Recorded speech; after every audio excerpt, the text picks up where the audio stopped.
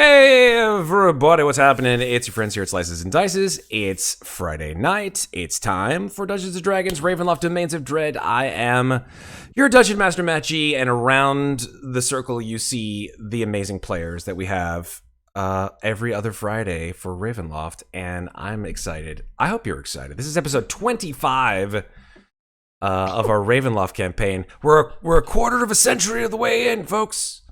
Only 75 more to go. No, definitely not 75. I would only. Yeah. Well, this one's not going to run as long as Mad Mage, seeing as you're not going up to 20. Hey, listen, if anything can be proven, right? Yet. It's that I can stretch anything out as long as I want to. Or your players can. That's true. Like, it's not just up to me. Sometimes it's not you. Sometimes it's us. I can stop you. I'll just be like, a giant fireball from the heavens descends upon your monologue. Or you introduce Yoko Ono and all the characters fight with each other, and then we have to split the party. That's right. Always. The campaign is like mozzarella cheese. You can stretch it as much as you want. Oh. That greatly depends on the quality of the mozzarella cheese, so you and I will have a talk. Okay, right off the bat, looking at chat, looks like we've got a common Taroka deck pull.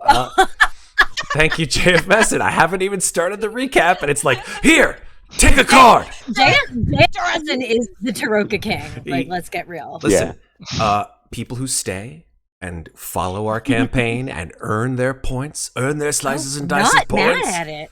Not mad.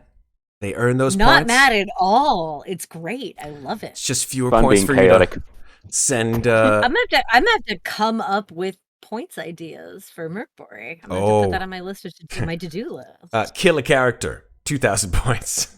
Like giant slice. More than that. Through the body.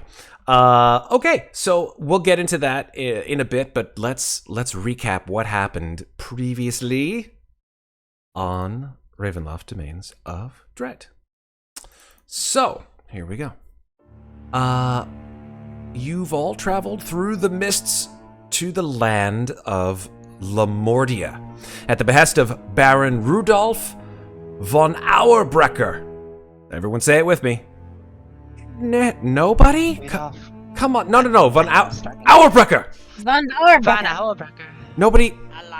No, thank you. You got to do the neighing horse. Auerbrecher. There we go. That was sounding more like a sheep, but I appreciated it. Auerbrecher, the erstwhile lord of this frozen landscape, in order to pursue a link to his past. Yes, I said it again because I really think that you and this diminutive elephant figure have something in common. Mikmick, I just need to get a green tunic and a hat. You really do, and maybe a second eye. He needs to get the disguise self spell and just dress up like Link. I'm gonna find a way for that to happen. Mikmick intended to confront the Baron and find out more about his missing memories. Now, the Baron was, unfortunately, not all there. Pun intended, because you found that the Baron actually was, at least physically, little more than a brain in a jar. The few remains of his body somehow kept attached and connected to him through a myriad of wires and tubes and metal pieces. But the Baron's request, in response to Mikmick's request for his memories, was that you travel on foot through the freezing tundra of Lamordia to the ship known as the Highfish to hopefully save, or, in the case of death, retrieve the body of his cousin Alexis Wilhaven and bring him back to Schloss Mordenheim. You took with you Olaf, a diminutive and quite happy member of the Baron's staff, and braved the land of the ice and snow where the midnight sun and the hot springs flow, although instead of hot springs, it's more like rampant and ever-present snow and disease. Cold springs, rampant disease. Yeah, something around there. But yeah, disease. Mikmick found out firsthand when he made contact with a piece of parchment somehow frozen to a dead body. And the diseased particles somehow infesting him through the parchment. Don't worry, Mikmick, I'm sure everything will be just fine. Finally, I've got advantage on con saves. you sure It's do. fine. You sure do. Finally making it to a place of rest, an abandoned manor house. You found yourselves in the aftermath of a battle between a single solitary figure and a group of bandits. Now, this figure actually ended up being the winner, having killed every one of these bandits save one of them. And holding this one remaining bandit at gunpoint, he told you that his name was Sindel Swo, that he was actually the captive of these bandits, held in this abandoned and almost completely destroyed manor house for quite a while. He called them corpse collectors, who had captured him, and thinking him a corpse like the others that they had collected, had placed him down in the basement with some of the other bodies, until he found some way, you didn't really find out how, of escaping and retrieving his massive blunderbuss and laying waste to his captors. You also found that Sindel is missing his heart, having been replaced by some kind of mechanical construct of similar make to those resident within Mikmick. While you spoke of Sindel's particular problem, you related the story that you found from your travels throughout Lamordia of something called the Cleric Construct. Some kind of machine or device that is somehow able to cleanse the disease found in all parts of Lamordia, perhaps with the use of Sindel's heart, having the power of Lathander still resident within it. At that, however, the door to the manor burst open and several people stormed inside, one of them exclaiming, "Oh, shite! Find him! Find him now!" And that's where we start tonight's game. So you guys are still in the manor house, sort of in one of the side rooms. I want to get an immediate reaction from the four of you. What do you do before we even roll initiative, if we even have to? What do you want to do? Any windows to this room? No. Or any? No. No, Okay. it's a room with two doors, front and back. Oh, there is a back door. There's a back door. I will go. Moy not? Oh, sorry, go ahead. I was just gonna say I will go to the door that is away from the voices and see if it's unlocked at least. Let me mute this for a second. Sorry about that. You're gonna go to they burst into the manor, but not into the room that we're in. Correct. They did not burst into the room. Okay, thank you. They're not like, surprise, mother. No, they just, you heard them down the hall. Okay, Speaking of rooms, all right. Hard eyes, mother. would we be able to have the map of the Broken Manor? Who has? I'm sorry, I didn't Oh, understand. Can the it's we question. not be on the map of? Right now, we're on the Yes. map of. Yeah. Correct. Lamordia. Oh, you know what? Then Be on let the me map where we move actually you. That's a good idea. How about I move you to that map? There we go. Yeah, that'd help. There we are. And let me move everyone to that scene so that they can see. Oh, right, where that's you're the going. fuzzy map. I was like, are my eyes broken? No, they are not. That is the fuzzy map. It is a fuzzy, somewhat Yeah, blurry. It's a fuzzy. Apologies. That's fine. Map. It happens. The kobold's an illusion. In fact, let me just rejoin as a player so that. Oh yeah, the chat kobold doesn't- is my The illusion. kobold. The kobold. Is he still around? Yeah. That guy right there. Yeah, he was from my deck of illusions. He's Still still looking there. very I fierce. don't know why it doesn't want to rejoin as a player. I'm trying to remember how long do they last? Like an hour? Forever? Apologies. I'm trying to rejoin as a player so that the. There we go. Finally. Okay. Now we can see what's going on over. Yep. And down. Oh, Excellent. it lasts until the card is moved or the illusion is dispelled. So the card is still on the floor in the hallway, but I have not dispelled the illusion. So That he's is still there. correct. Great. So I'm going to ask again, four of you, what do you want to do? And then we're going to hit that Ravenloft Taroka card. So let's see. Give me your first instinct. What is it that you want to do? Well, Mikmick's looking at Sindel for what his reaction is. Sindel's like, If he wants, he just freezes and he's like, what the? That's his immediate basically reaction. just determining if he wants to run or just... He grabs his blunderbuss. It's in his hand. AKA flight or flight. Yeah, he's probably leaning a little bit more towards fight than flight. Okay. Amnestria will take up a defensive position at the doorway. Okay, so move yourself there. All right. If she's going to do that right before she... no, it doesn't matter if she moves or not. Because I have a bigger standing range. here. I'm going to cast Guidance on Amnestria. Okay. Cool. Guidance Going to lasts 6 seconds. No, it lasts 1 minute. Sorry, lasts 1 it's an action. It lasts a minute. Apologies. You're right. It lasts 1 minute. Yes, it lasts 1 minute. That might actually be because I also have a range of 60 feet on it. It's a Spirit College Bard thing, so maybe that makes that might make the duration longer as well. But yeah, it lasts a minute when I cast it. Got it. Cool. I'm gonna move to wherever the back door is. The back door is surprisingly in the back. Is it open? It is not. Or It is unlocked? closed, and it is, as far as you're aware. You look at the doorknob. You don't see a lock on it. I open the door. Okay, you open the door. See what we've got going on as far as options. Are you doing that quietly? Yes. Make a stealth check. Okay.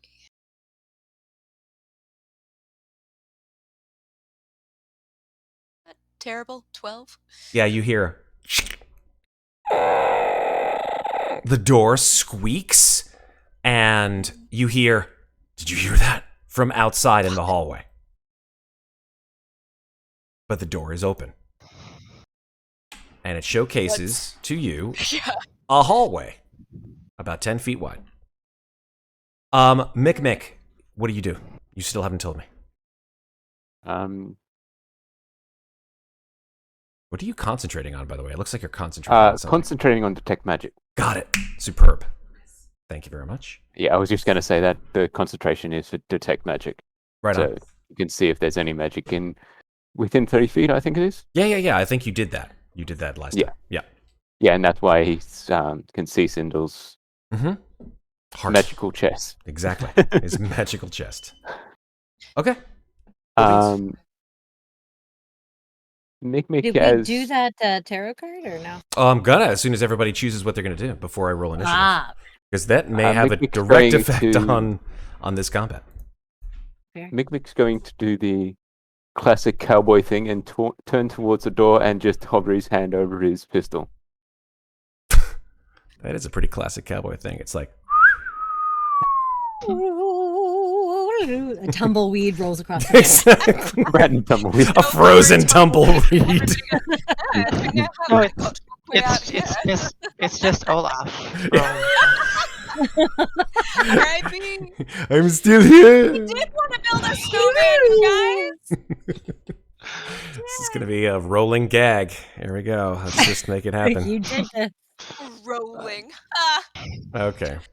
Let me give you some outdoor, some ambiance, right? You guys are indoors. You guys are hearing the wind wailing from outside. But yes, the door is open. You hear the snow and the wind howling from outside, and you hear creak, creak, creak as someone or something comes. Who may in fact think that they're going relatively quietly, but they're definitely moving towards you, at least towards the door. They're coming along the hallway to your area. You still can't see them. Moy, you're probably the one who with the most vision on the hallway. You can't yet see them. Mm-hmm. And I'm actually also going to have my kobold move. Oh God. I don't have control of my illusory kobold, but I want him in the doorway. You just want to just like have him go in the have him go in the doorway, like making noises. Okay, I'm looking down. like an angry kobold in the doorway. Okay, so you have him just like he like Just moves over like an illusion, like he walks over. He walks into the door and like keeps walking like one of those like looks like he's lagged out for a second, and then he just like moves over, and then he's in the doorway looking threatening. Okay, and he makes a noise. Right? I think he can. does He's like, you can. I think we talked about this the last time because I think the Deck of Illusions is it doesn't say whether or not it's like a static image. that's true. We said, well, it said an illusory creature appears real of the appropriate side and behaves as if it were a real creature, except that it can do no harm.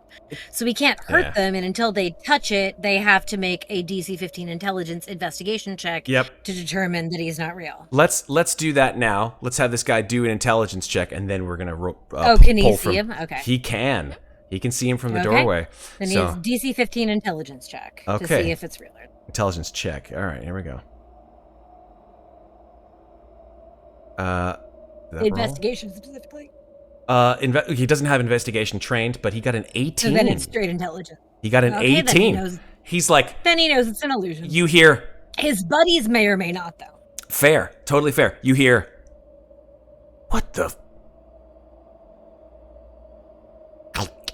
You hear the some kind of like small clicking noise, like.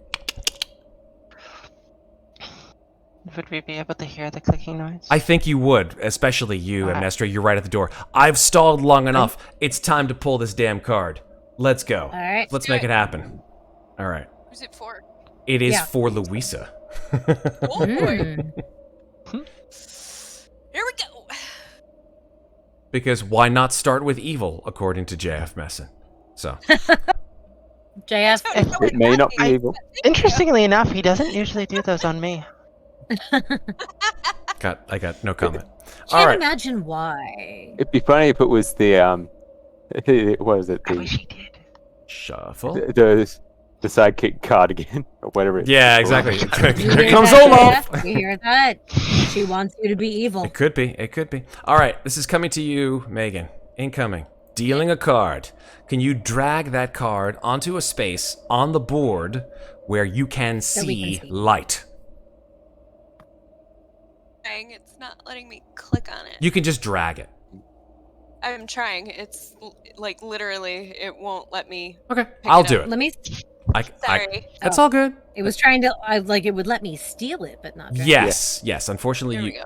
go. Ooh, Conjurer. Okay. Oh, did you? yeah, Can you got a drag it steal onto the request. board? Oh, don't. Yeah, deny that. That was an accident. Deny that steal. Don't take the All cards. right. So it let me deny it. Yeah, I didn't mean to click that. Sorry.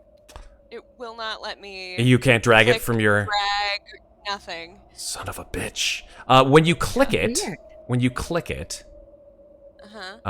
it just shows up on your. It shows up on your screen. Oh wait. There we go. You got it. You got it. There you it's go. on the When you board. click it, it pops up in a window. Okay, oh shit! The Conjurer. The coming of a. Yeah, go ahead, Sarah. Natural threat. The coming of a supernatural threat deals with powerful and dangerous beings. This might not go well for us. Let's find out what that does. I don't think we've had this one before. I think you're right. We have not had the Conjurer. Can you make it big so we can see her?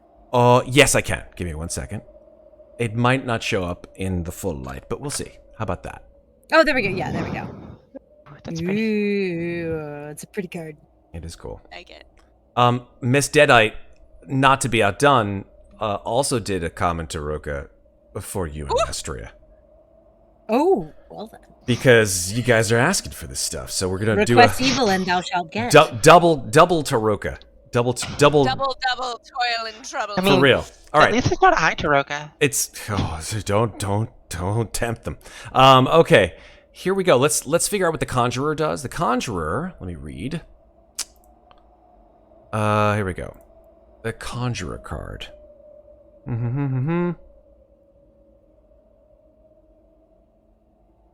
Huh. What level are you guys right now? Level 6? 6. We just Because you just leveled up to level 6? Okay. Yep. I am going to... Yeah. Okay. And this is for you... What kind of... Louisa, what are remind me of weapons, monk weapons, specifically, please. Monk weapons? Yes. I have my quarterstaff, which is still disguised as a broom. So, okay. Continue.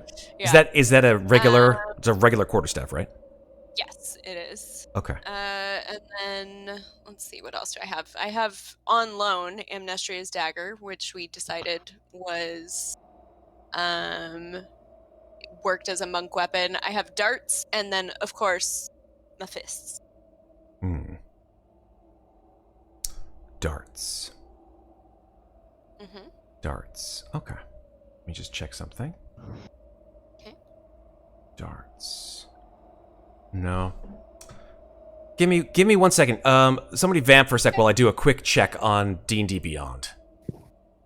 D&D Beyond. Anyway.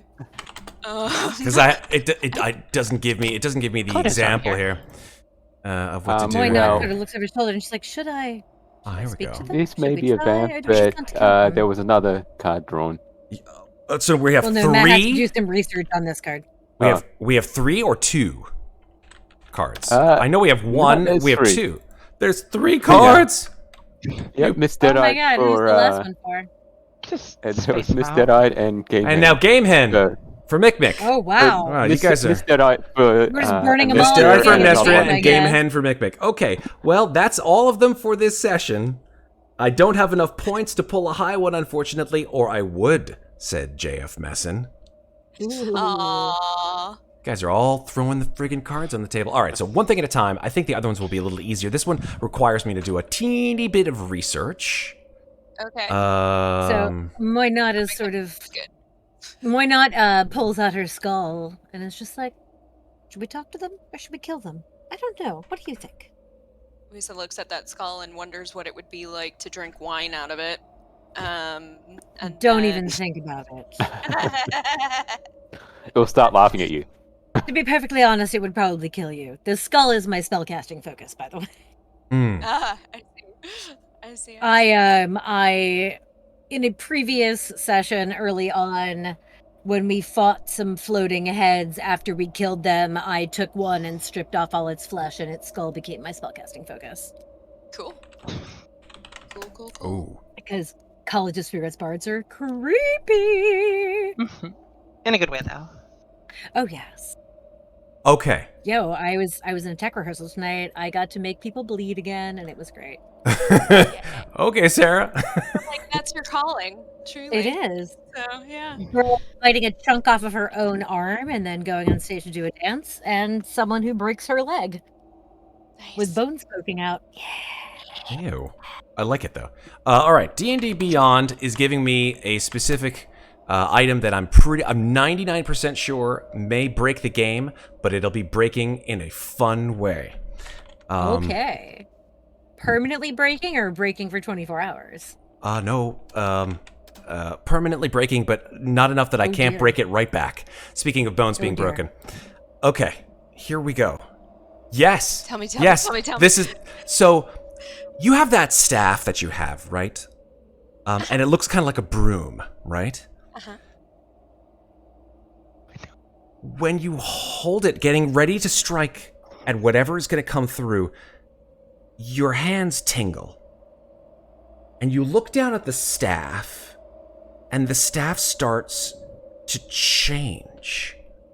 The actual wood begins to darken and turn black as sackcloth, black as pitch, blacker than the foulest witch. And you watch as the end of the broomstick turns and the ends start to shrivel and gnarl and have little spiky thorns on the back of it. And in your mind, you don't even need to make a detect magic spell. You know what this is. This is a branch from a tree you've never seen or even heard of, but somehow in your mind you know that this is a special staff made from a branch of this tree. The tree is called a Gulthias tree. Okay. And you know that if you were to attune to this staff, you can, number one, deal magical damage with it. Ooh. And it has charges in it, just like your wand. In fact, it has 10 charges in it. Okay. this staff and its charges, you can regain 1d6 plus 4 charges every day at dusk. Ooh. Not at dawn, at dusk. Okay. Because the charges within the staff do the following. When you expend a charge, you regain a number of hit points equal to the damage dealt by the weapon. In this case, the quarterstaff. But each time a charge is spent, red blood will ooze from the pores of this staff. And things may go your way, and things may not go your way, depending on how well you succeed with a saving throw that might have to come. Sounds like a weapon for Amnestria. So it's either going to heal you or hurt you, depending on if you pass the save. Blood buddies. Also, worthwhile mentioning that because this staff is made from the branches of what is ostensibly an evil tree, that if you accept it, evil creatures of some types will not consider you an enemy. They will consider you a friend and may join your side. Of some type? Of certain types. Type. But she doesn't have to change her alignment for that to happen? She does not. Interesting. At least not yet. That's what I was going to say. The way that's going to say it. So this is a thing in your hands. This is a thing in your hands, and it's like time slows down, Louisa, as your broom changes into this staff.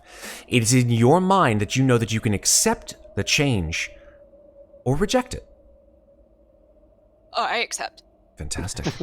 This is... Your broom now permanently changes into a Gulthias staff. Cool. Miss Deadite says, so this is an Evil Dead tree branch. No, it doesn't do the bad things that Evil Dead tree branches do. Staff. Yeah, so there you go. Louisa, I will give you the technical details of it later. But it's magical damage, and hopefully you sort of wrote down all the little baloney. Yes. Fantastic. Yes. All right. I know I'm not attuned to it now. Can I use it in this You can still use it, but it won't do the special stuff with the charges until you attune to it. Yeah, that's fine. What's its damage? Damage dice. It's 1d8. It's 1d8. Okay, great. So for the purposes of this, I can still roll my quarterstaff. Exactly. Okay. Yeah, exactly. Except it does magical damage. Okay. Okay. Perfect. Number 2 card. So let me just grab that card since you have. I'll take that card back. Thank you. And here comes number 2. Thank you. And thank you. What is that? Give it a shuffle. Give it a shuffle. Oh, that's right. I will definitely give it a shuffle. I'll shuffle. Next one, exactly the same one, right? The Conjurer again. Does the Conjurer card come back? That's why I said shuffle, because you never know. You never know. Here we go. If the Conjurer comes back, oh boy. Mikmick. Amnestria. All right, so just so you know, viewers, I'm owed one on next session. Okay, there we go. So pull that. You got the other 3. You can click it and drag it onto the board. Go ahead. It's been a while since I've. Oh, you did already. There, it looks like. There, you got it. This is the can't make it bigger. Bishop. Yeah. Strict Again. Adherence to a code or belief. I don't trust Another him. one. He looks like that nasty ass from Hunchback of Notre Dame. You know, Crusty. there's something to be said about serendipity. I think you might find out a little later this session as to why it is that this card was pulled. I guess we'll find out. All right, the Bishop. Let's go. Here, let's see what the Bishop does. Adherence to a code or belief. The Bishop. So you can choose Amnestria to gain advantage on all Wait, I thought this one was Mikmick and then Amnestria was the third. No, one. Amnestria is number 2. Mikmick was other number way 3. around. Oh, okay, sorry. So Amnestria, you can choose to gain advantage on all Arcana and Religion checks for the next 24 hours.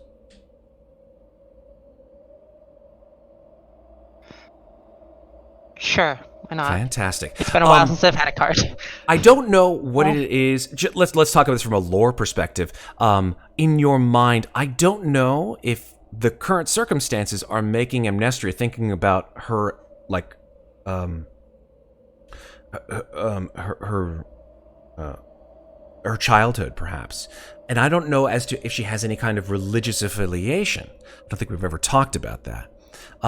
Or if Muadnhait has any specific religious affiliation beyond the standard one, which is in most parts of Ravenloft, which is, I believe, the god. Oh Lord, I'm losing my mind. It's not Saint Cuthbert. That was the second edition. Hold on for 1 sec. I'll find it. I'm going to say that maybe And Lathander. It's not Lathander. Lathander is an older god. It's another god. It's actually a god of secrets and like dusk. I'll find it within my. Well, book. I think maybe it's brought on because there's an actual priest in the room, and that Amnestria might be was it too. thinking Yeah, back. that's actually a really good It's point. like, is there any religion in Muadnhait, or and that's what gets her on that mind. I mean, I'll be perfectly honest, I don't know. Information on Muadnhait is incredibly hard to find online. Yeah, I mean, Muadnhait in 5th edition has changed quite a lot from 2nd edition. It still has the essential same sort of feel to it, a land of ghosts, hauntings, moors, etc. And many of the figures within all of these different categories are the same. They've changed slightly in 5th edition, whether they be a different gender or perhaps the son or the father or what have you. But there are differences between the Ravenloft that was standard in 1st, 2nd, even 4th edition, and now into 5th edition. So things change, and we can make it however we'd like. So they could adhere to standard Faerunian gods. They could worship other gods. They could worship earth gods. It doesn't really matter as long as you make it and want it to happen. I think that's fine. Now, we have talked about certain sects. For example, the amulets that you found in Death House, for example, were part of a cult that I think that we spoke about called the Cult of Ossibus.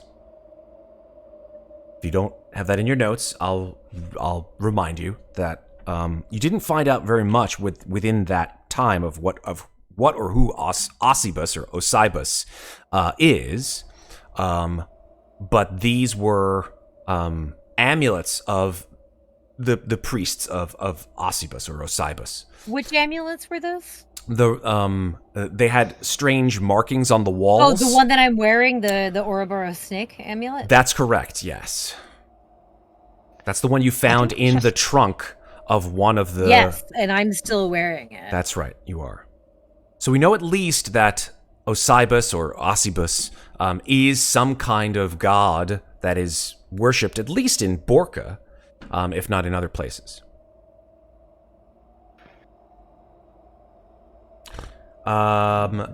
Yes. Sorry, ignore that. All good. Okay, so let's talk about Amnestria. You are taking it, yes?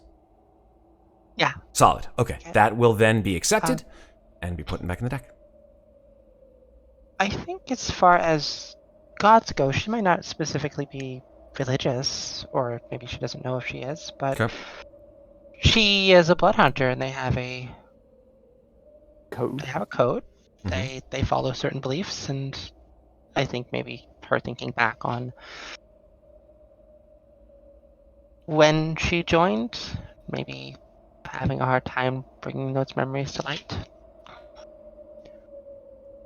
Okay. Perhaps she looks a little distracted. Maybe she lowers her crossbow a little bit. And seems to pause. All right. It's the calm before the storm. The final card is for Mikmick. Mikmick, do you want to just grab it and pull it onto the area? You can just grab it right from the deck. Yeah, okay. Let's see. Or actually, before you do that, let me shuffle. I gotta shuffle. Oh, too late. Not wet. Too late. It's fine.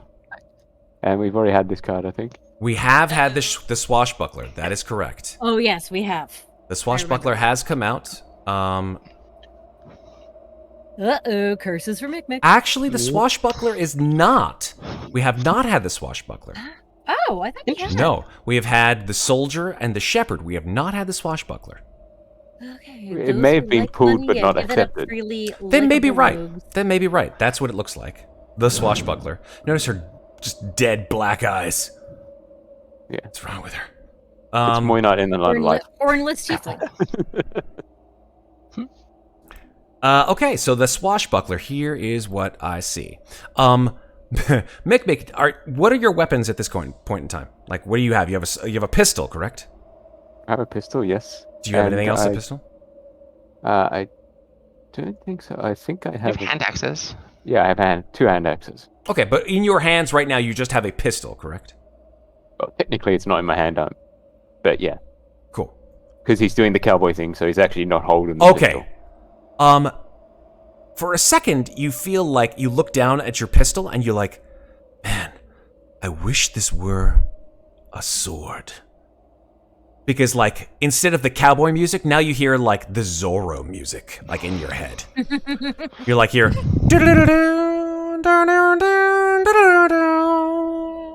And, like, you can imagine yourself running along the walls and doing all kinds of, like, backflips and swashy-buckling moves with a sword. But only if you accept this card, of course.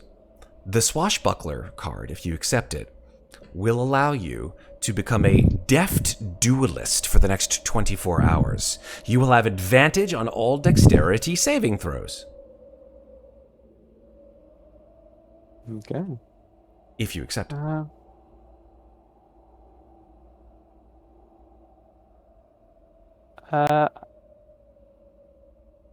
Even though I would want to accept it, I'm going to say no. Okay. Your vision fades almost immediately. Yeah. As does the music.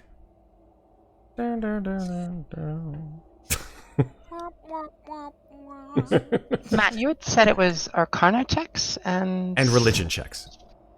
Religion, okay. thank you. I was like, wait a minute. I think my brain was calculating things for this new staff, and so I missed it. I totally get it. All right, so the Swashbuckler goes back in the deck. Let me grab it. Take card. All right, and then shuffle. And we'll see you again some other time, Taruka Dick. Mm-hmm. Now, does the Conjurer become cursed? The Conjurer, if it was taken, yes, it becomes cursed. That is correct. So. Interesting. Yes, yes. Sorry, not sorry. Okay. All right. So I'm a sucker for cool weapons, and if this thing starts to talk to me at any point, I'm gonna be like through the roof excited. So just putting that out there, Matt.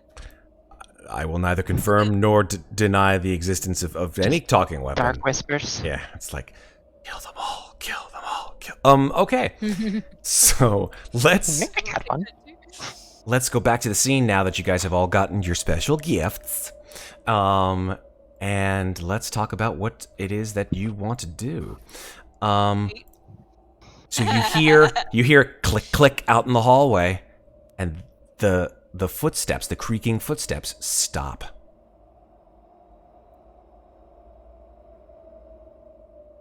About 5 seconds later, you hear Bolvin. You hear the crack of a neck. Come here. There's some kind of weird, like, fake kobold over here. Yeah, I know. I don't think he knows if it's fake if he didn't also make the check. Well, the person he's talking to hasn't made the check but the person who is talking did. I know, but he can't say, yeah, I know if he hasn't. You have no idea what he said in response to, yeah, I know. Oh, I didn't hear that. All good, all good. Upon hearing them talk, I'd like to ready an attack action if they get hostile with us. Okay. What's the specific trigger? Meaning if they get hostile with you? I I'm standing off to the side, so if they draw their weapons on us. Okay.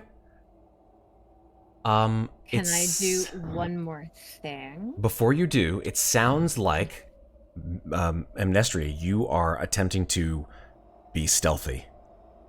Yes. I'd like you, although because you are moving, you are not moving at all, I would like you to make a stealth check, but I'll give it to you with advantage because you are not moving.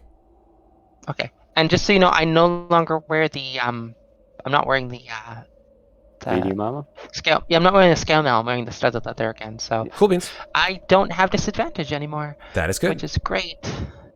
Scale mail is a higher AC. Studded leather again, I think gives you a 12 base. Yeah, it's +1. So stealth. That's a natural 20. Thank you, advantage. Okay. So natural 20 stealth. Yeah, you are pretty darn sure that you cannot be hurt. I would like to cast a message at the speaking creature. I want to see message. I think requires you to know. I put it in chat. Toward a creature within range. Okay. It doesn't say you have to see it. That's true. You don't have to see it. And you don't have to know who they are. They just have to be within range. Okay. I'm going to cast a message at the speaking creature and say, "Please display."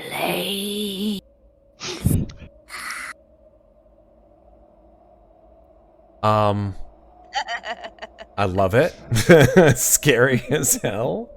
I would say make a deception check. Alrighty.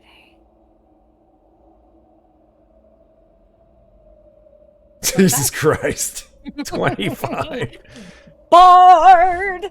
Natural 19. Also +6. You hear, I don't like this place. Let's go to the West Wing. Yeah, let's go to the West Wing. And then, creak. Down the hall. Turn to the others and say, "Well, they're still here, but they're not coming this way. They're headed west." Can I peek around the corner to make sure nobody's coming through this back hallway? Are you doing it quietly? Yes. Okay. I mean, you did make that stealth check kind of loudly. That was kind of the reason why, but I won't ask you to make another stealth check. I'll go from there. Okay. So you peek down the hall? Yep. Okay. I'm not like moving out into the hall. I'm just kind of like doing one of those things? Yeah, leaning, like just leaning. I wish there were leaning on like a top-down bat that you could be like, I'm just gonna poke my. Well, if you click whichever key it is to take you off the grid, you can be like, That's true. Yeah, you probably. I think if you click and hit Alt. I think it's Alt. Let me see. Yeah, it's Alt. Yeah, it's Alt. If you hold Alt while moving your character, you can move off grid. You can do that. Yeah. God, I'm on a MacBook. What's Alt on a MacBook? I don't know. There we go. Silly Command? Maybe? I thought that was the Apple. Apple and Windows. I don't know. I don't know. Oh, maybe. Yeah. Did that do it? I don't know. It's only for you. Like, we wouldn't see you move on the grid. Command is control. Command is control. Go. Oh, she got it. She got it. Yeah, there you go. Okay. You figured it out. Option. It's option. Thank you. Yes, I got it. But you also have to hold shift. So. Shift up. Weird. Okay. Yep. Kind of weird mechanical bullshit is that? All right. So yeah, you looked sort of a little bit down the hall. You don't see anything. You want to inch even more?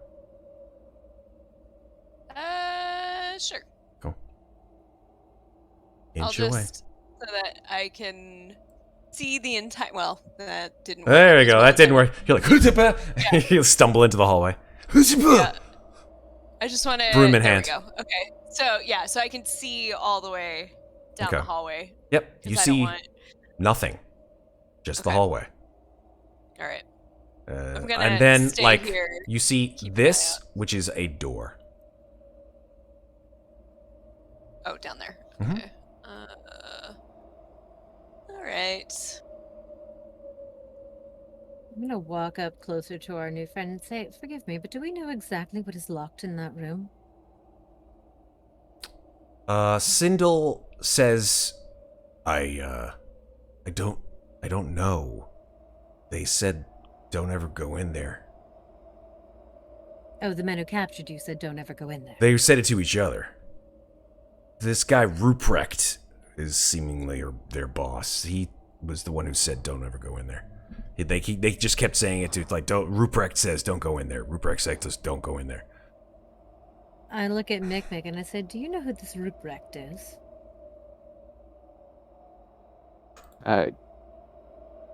Can I make a history check, or... It's unnecessary because you've never heard of them before. Yeah. I've only heard... Well, I've only read about him in the sheets that they've left here, so... No. It's his house, right? Just gonna move a little closer to Mikmick and just be like, his name was mentioned in a book. I have it. Yeah, He's that's what Necromancer. Mikmick was saying. That he's the only thing he knows about is what he's read.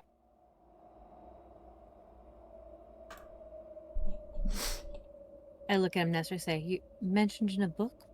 What book and what does it say? Just going to pick up a book that I have in my bag and show it to you. It's a leather-bound tome, from what I have here. It mentions he is a necromancer, managed to gain some power with the abuse of some magic. But he wasn't very good at it, and he's from Neufurchtenberg? Neufurchtenberg. Thank you. You're welcome. But he really doesn't like them. And he talks about the cleric construct in this book too. Oh. I get it out of the safe. That's what you probably heard, the loud explosion noise. Oh. Did wonder what that was. Sindel Quite says, so this Ruprecht guy, he's a necromancer? Apparently. But that's what the book says. And if he is, that's good luck for us, because I killed the dead. Yeah, I don't want to turn into like a zombie. So... I can't promise you won't turn into a zombie, but if you do, I will make sure you sleep forever. Well, if Ruprecht is telling them to not open the door, then chances are Ruprecht is not here. I don't know. At the very least, let's see what else this house has to tell us, and maybe we never have to open that barred door. Amnestria, what's your passive perception? Not very high. It's only a 12, I believe. But Okay. Let me see. Where is it? Yes, it is a 12. Okay. You hear pretty close now voices and loud boots coming down the hallway towards your room now. You hear the voice. Back again where the kobold was? Yeah, like towards in that same direction. You hear boots coming down, and one set of boots, feet, not sure, that seem very heavy indeed. Like very wide paced. Question. Yeah. Would my stealth check still count since I talked to my friends? No, your stealth check is done. Alright, well, I'm going to, still ready an attack, but Okay. I will only fire if they get hostile and actually start attacking us. Okay. What about the rest of you? Does she tell us this is happening?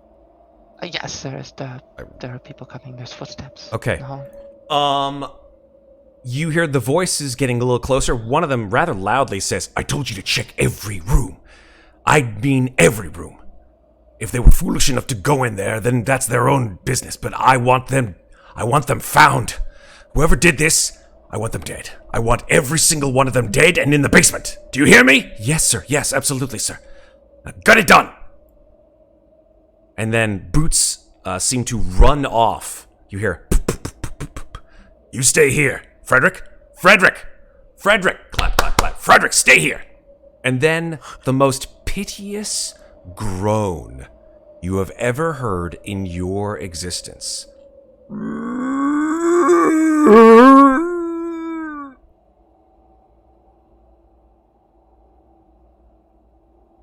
gonna cast Armor of Agathis on myself. Best response ever, Sarah.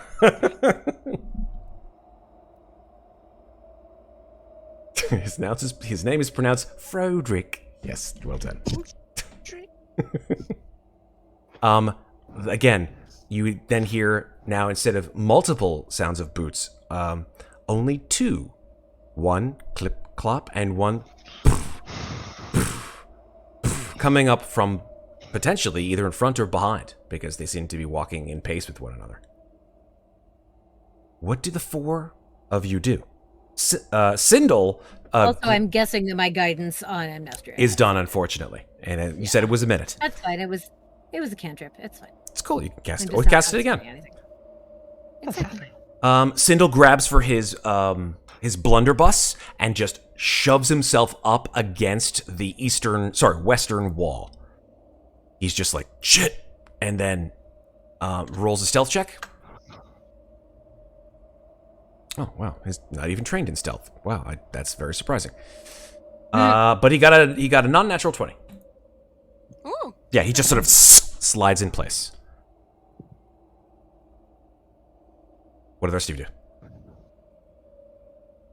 I'm drawing the new "Go Fuck Yourself" staff, and I'm just gonna slide into the hallway, right out of sight from the room. Right on. And I will ready an attack if anyone comes within range. Within range and sight. Yeah. Got it. Fair enough. We're not. I cast Armor of Agathis. Okay, super duper. Mikmick? I'm still deciding on what Mikmick should do. I'm tossed up between two different options. Well, they're gonna kill us all, so... No, they're not. They just want to. Yeah.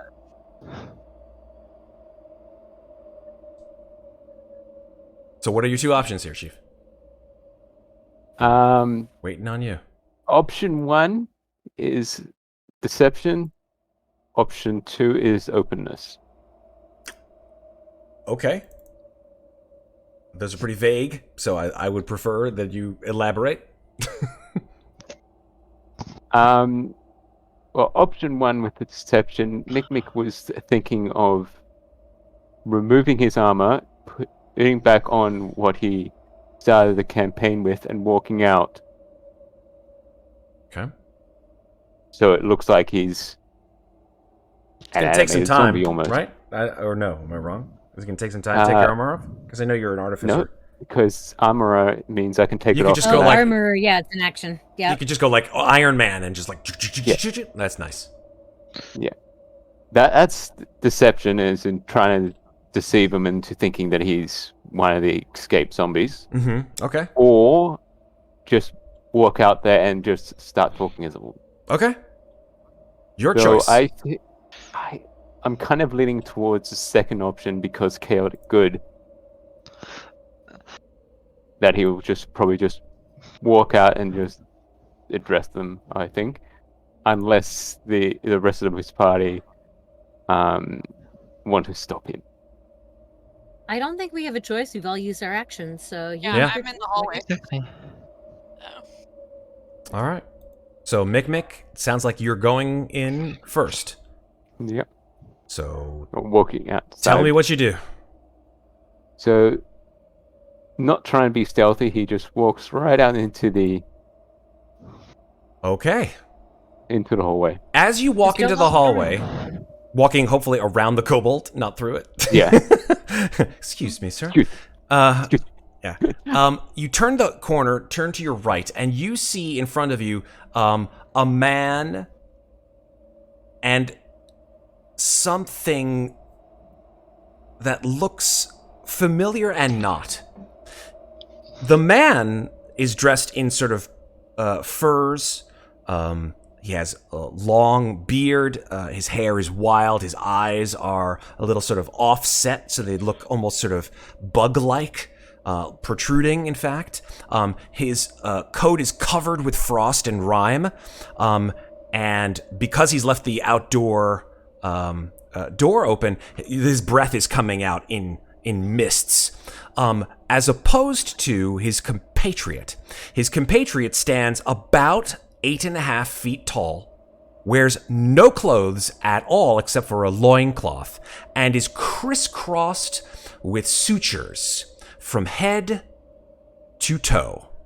He has patches of skin that do not match, that sit right next to patches that are completely from potentially even different species of creatures. And his tongue sort of lolls out of his mouth. His teeth are at a sort of odd, broken angle. And one eye is green and one eye is brown. And it just sort of looks at you and goes... And as you walk into the hallway, reflexively, the man in furs puts his hands back and there's a brilliant green bolt that lashes between them. What do you do? Can I use my reaction to do the Yoda thing of basically just catching the energy? Because I've got absorb elements. Okay, I mean, that's a reaction? Yeah. Okay, so you don't know if he's a reaction actually to taking damage. Yes, so you haven't actually taken any damage yet. Yeah. So I was going to give you an opportunity before you took damage, if you wanted to do so, to say, do anything. It's up to you. No, he won't say anything. Until this guy's finished releasing, because trying to talk when he's casting a spell, that's probably not the best idea. Yep, okay. So he looks at you, and before he casts a spell, he's like, wait. What? What are you? And his hand, the green light between his hands fizzles. Sorry for intruding into what I'm assuming is your place. It was just cold outside. Did you kill my men? No. They were like that when we got in here. We? Who else is with you? Traveling companions. Where are they? We're just taking shelter in here. Where are they? They're just in the room behind me. He points over your shoulder, and this lumbering creature begins to walk down the hallway.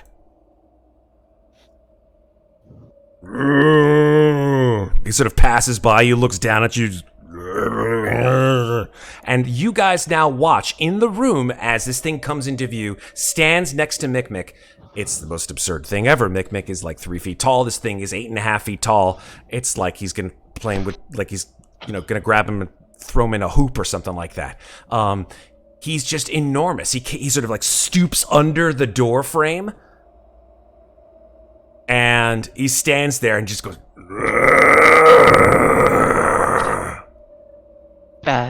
Hello, large friend. Can we help you? I'm gonna cast a spell, if I may. What do you cast? Command. Okay. Wisdom saving throw. Sit? Mm-hmm. Okay. Let's see here. Amazing. Boop, boop, boop, ba-doo. I'm gonna walk forward as I do it. Sit. Okay. What's the DC? What is my DC? My DC is 14. Okay. That's not a charm. And he is not undead. So it does understand your language. So here we go. Downboy. Wisdom saving throw. Sit. Good dog. I was That is banking on him not being very That is well. a 5. So he fails. And you just watch this enormous creature just go, and just as he doesn't like do it gracefully, he just boom, and the board like pops you up a little bit, Mikmick, just like. So it's like the Iron Giant sitting. Yes, exactly. And I'm going to move the rest away forward and just sort of pet him on the head and be like, there's a nice beast. Oh, goodness gracious. Okay. Got the movie reference? Oh, I definitely did. As you do so, this figure in robe sort of like runs down the hall, and he sort of, again, with the green magic. What have you done? What have you done to Frederick? Nothing, he's fine. I'm still petting him on the head. Don't touch him. He's not yours. He's mine. That seems a strange attitude to have. Who are you? What have you done to my men? Your men? Like us. Like our small friend said, they were dead when we got here. Who's that? And he sort of motions to Sindel, who has sort of come out from the side. Why does he have a gun? I have a crossbow. I think we're both equally armed. And I have a sword. What's your point? I have a gun too. Well, I have 2 guns. We all have He weapons. he looks at your gun, and he looks at Sindel's gun, and he says, "The bodies of my men in the hallway and outside have enormous gunshot wounds in their chests. So logic leads me to believe that either you or you," and he sort of points menacingly towards you, Mikmick, and then over at Sindel, "are lying and are trying to protect yourselves." Does logic also lead you to believe that these are the only 2 men in the world who own guns? All guns of this kind? No. Because, I mean, if these are all your men, they all had guns. And I know about guns enough to know that sometimes there are misfires and they can make bigger holes. I would like either you, before you go, Amnestria, I would like either you, Mikmick, or you, Moynat, to make a persuasion roll. Neither one of what you have said are lies, they're just persuasive. I think you should let me do this, Mikmick. Yeah. Considering I've been that one on charisma. What the fuck? That's an 11. Dice tell a story. I have a 9! Oh no. He says, Glad yeah. I mean, should I make one just for the... Nope. Just for lol? He said, One "Or, person. Sorry. You chose. Sorry. I mean, with the Dice don't, the dice the don't dice lie. apparently really want us to kill this guy. I'm okay with The that. dice want murder. The dice want murder. He says, sure. Started laughing more evilly. So, question. Does logic also dictate that the person who killed your man would just hang out in the room next door? I've seen weirder things happen. Trust me. Oh, so have we, but that doesn't change the question. He, looks down the hall and says, Jeffrey, get Kristoff. And you hear, all right. I scratch the beast on the head again. He sort of looks up at you, and then, how long does command last? Oh, it's one round. Oh, so okay. So 6 seconds later, he just goes. But I'm still being nice to him. Totally fine. Totally fine. Yeah, he after I have a while. done nothing aggressive. No, totally fine. After you've given him scritches, he sort of just looks down. He just picks himself up, sort of clumsily off the floor,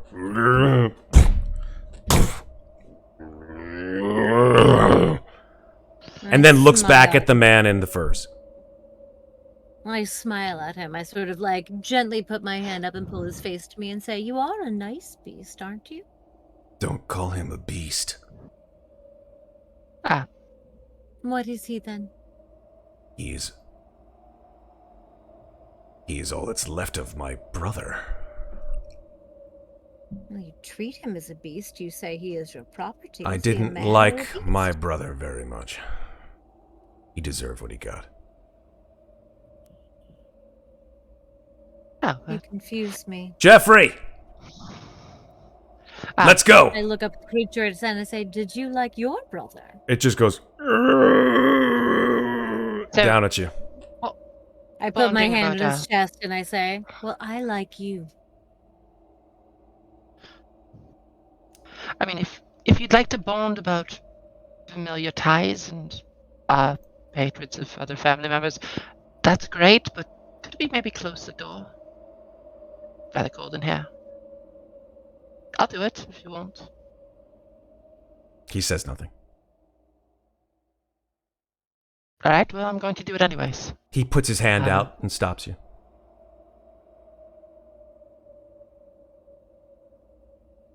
And then you hear a door close down the hallway. Thank you. And then you hear multiple boot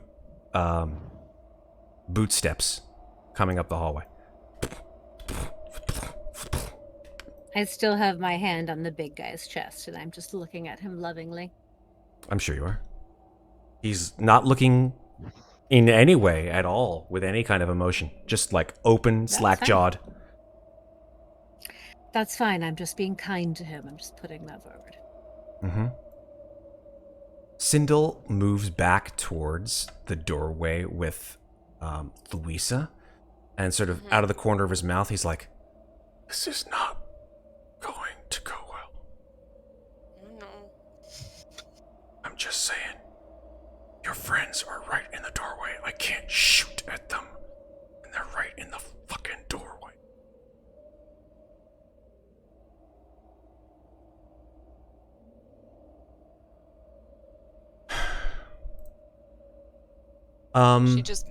She just makes a motion of like just wait. Like okay. He like looks at you and he's like, if one of them sees me, they'll know it's me. I'm lucky that I wasn't seen by that guy.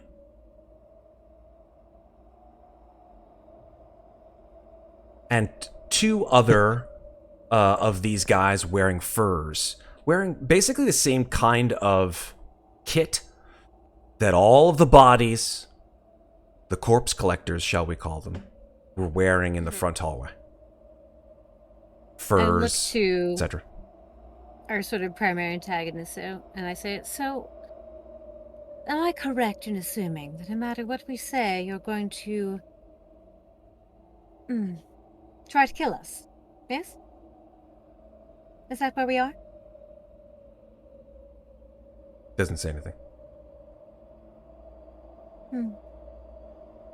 I look up to the monster, and I put my hand in the center of his chest, and I say, kill your brother. Suggestion? Suggestion, wisdom save. Okay. So, it is a harmful act, which unfortunately wait, does not work. No, it's not. No, only if it's harmful to himself. It doesn't say a harmful act on itself. It just says some other obviously harmful act. Where is that in the... It says... Asking the creature to stab itself, throw itself under a spear, immolate itself, or do some other... obviously harmful act. That, like, but in the shape of that sentence... I can see why. It sounds... Yeah. Okay, then in that case... You can't ask it to kill itself. Can't ask it to kill itself. But... Okay, that's fine. If you're going to, like, to me, grammatically, I would take that to mean harmful unto itself act, not harmful unto others. Agreed. But if that's the case, then I will reword my suggestion to look up and say, protect me. Okay. That's reasonable. I think that's reasonable. Now, the problem is that when you say this, you would normally expect that a creature who hears you and can understand you and say sit, if you say sit, he sits. No, he can't be charmed. The magic flows through you, expending the spell slot, unfortunately, and he looks down and goes, and you hear, kill them all. Let's roll for initiative. The way he said that, am I allowed to attack him? Yeah. Oh, you held in action, Amnestria, so yeah, absolutely. Ugh, shitty initiative. I am going to. I'll roll my initiative first, and then I'll attack him. All right, sounds good. I did not roll very well, but that's fine. Now I will attack him. You guys. What? 6, 5, 4. Oh yeah, it's like, where's the 3? and then Louisa with 23. She's like, I'm ready. It's a staff. Okay.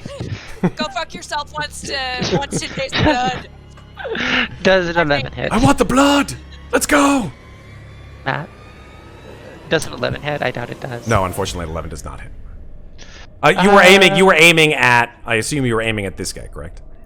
Yeah, I was aiming at the guy who just. Yeah, the guy laughing kill him. insanely about killing you. Yeah, no, 11 does not hit. Actually, So I want to see something. the arrow flies and hits just on the side of the door frame. Oh, can I use my bonus action to attack him again? No, because you have an it doesn't say action. any- Ready in action, fair not enough. ready in action and a bonus action. Sorry. Thank you. Fair Absolutely, no worries. All right, so let me roll initiative for these guys, and I'm let's gonna go. pee before we fight. You do it. I'm just rolling initiative. Nothing going on, right? Just initiative. Just the good old initiative. We're rolling. Here we go. Boom.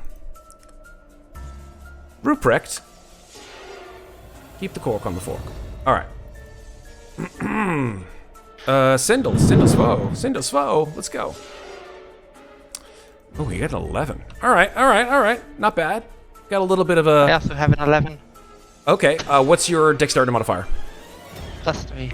No, you got a 5 on your initiative. It looks like. Oh, sorry. My bad. I'll attack. It's all good. I'm like, wait, what? I thought the. Okay. My attack was. All good. Don't All mind good. I will not mind you. Damn it. All right. So, Louisa, you're up first. What do you want to do? So I've been out in this hallway for a while. Yeah. And I've been like staring at it. Does there seem to be any indication that hallway joins a foyer somewhere and there's an opening to where I can like swing a U-turn essentially and get up behind come back some around? of the other people? Yeah. There is a door here at the end of the hallway, like right here, where I'm drawing this like bunch of crap over here. Right. Okay. So there's a door. murder So door? it could be a murder door. It could not necessarily be a door. You don't know. Okay. I would take most of my movement to get there. That is correct. So, all right. So, and then when does Swindle go in the? He's It's like a little meta fifth. to ask when somebody goes in initiative, but yeah, I mean he goes 5th. Okay. So, can I then come roaring into the room and kind of like bump him out into the hallway before the other people get in there? Technically, forced movement is done with like. It's usually done with like a shove, right? So you can't like bump him a square. You can't bump him 5 feet. No. Okay. All right. So then let's see. But you can It move is through 1, him. You know, it takes an extra Yeah. 5 feet to move through somebody. But yeah, absolutely. Okay, 1, 2, 3, 4, 5, 6. Oh man, I can't get to anybody. Okay, you know what? Fuck it. I'm gonna go. I'm gonna go down to where the door is. Okay. And open the door. Okay. And When you pull on the door, you hear. It's locked. Yeah. Oh fuck. How sturdy does? No, that one. Well, your broom's a magic weapon now. Yeah. Yeah. Could Can be used as crowbar. Can I try to crowbar the door open? Sure. No problem. Okay. All right. So athletics. This will be your action. Athletics. With advantage since you're using an implement. Okay. Great. Dirty 20. Okay. Yeah. You just like you take your newly found amazing evil staff, shove it into the corner of the store, and you go, and you hear, and you look at your broomstick, expecting the broomstick broomstick to be the one that's breaking, and you just see like the side of the door is just splintering. Okay. And the door indeed pops open. Okay. Great. Now, here's what happens. Yep. Give me a second. The door pops open. Yeah, that's a door trap. It's a mimic. The door pops open, and as the door pops open, you hear and two creatures stand up from the middle of the room. The room is beautifully furnished. It has like all these wonderful blue and white tiles, and a center of rotting chairs around a table, and in the middle of the room, there are three creatures with long hair, just completely white eyes, rotting skin, and enormous claws. And as the door pops open, all three of them whip in your direction. And I'm going to add them to initiative as well. I was going to say that's not going to end well for us.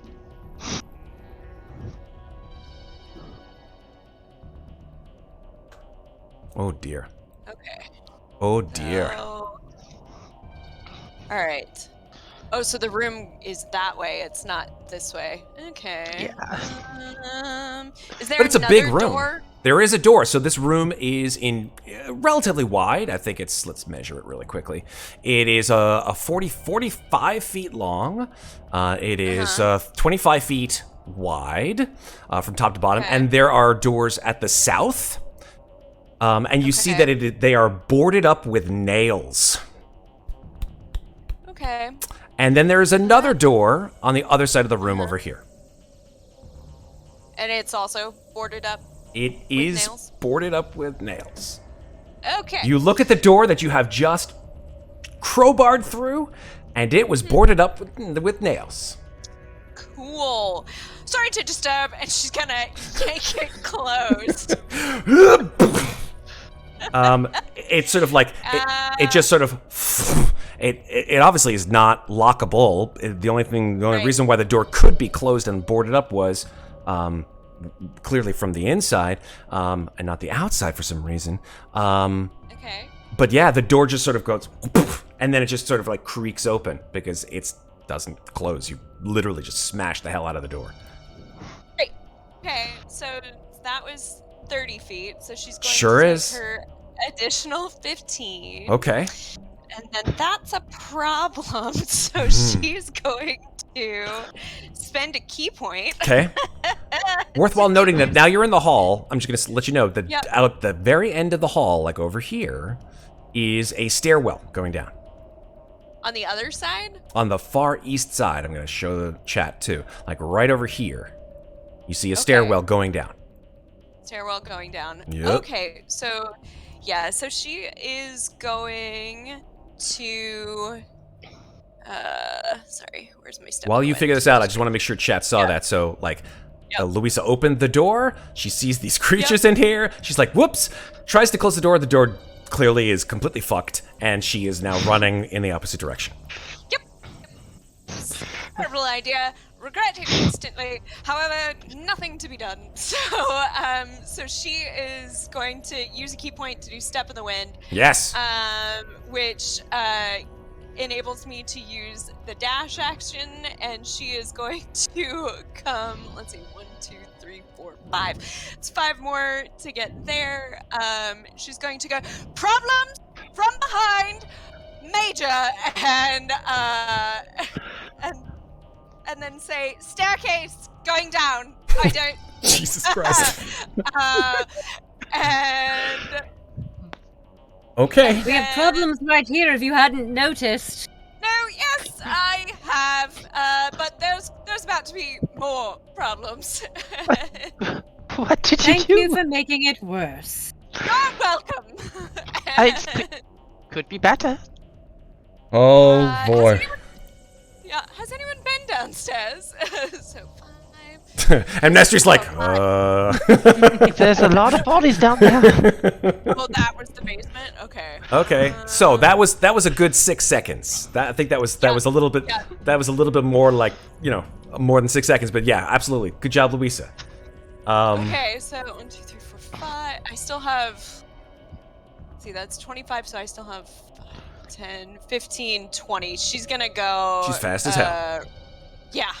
Yeah. She has so the she's gonna zoomies. go. She's gonna go here now. And Okay. See what happens. So she runs into the room past Sindel. Yep. Fantastic. All right. Yep. Alrighty. Having warned everyone that it's Oh God. worse than it was. It's worse. Help from ouch. Guys, It's not. It's worse. It's worse. It's worse. It's bad. It's bad. I was trying to help, and it did not go well. Okay. The man in the robes grabs from a compartment inside his vest. He pulls out a revolver,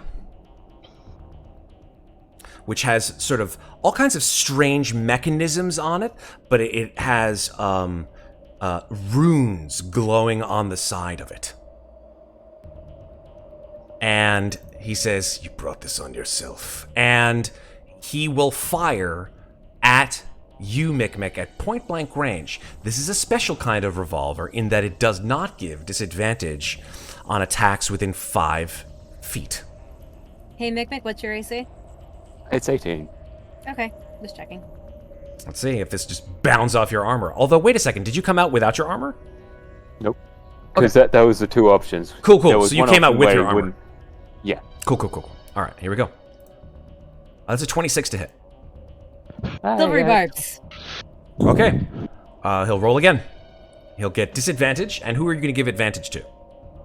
Myself. Fantastic. For 1 minute. Absolutely. Here we go. Give myself pink for that, just so I remember. Disadvantage. He got a 13. 1 minute. There you go. So, That's amazing. yeah, this sort of like he fires, and the revolver goes, and it just goes, and just hits off the shoulder pad, scraping off the shoulder pad. Purple light sort of emanates from the eyes and mouth of my skull and wraps around his gun as he's Awesome. firing, momentarily distracting him. Awesome. He will then, as an action, he's like, shit!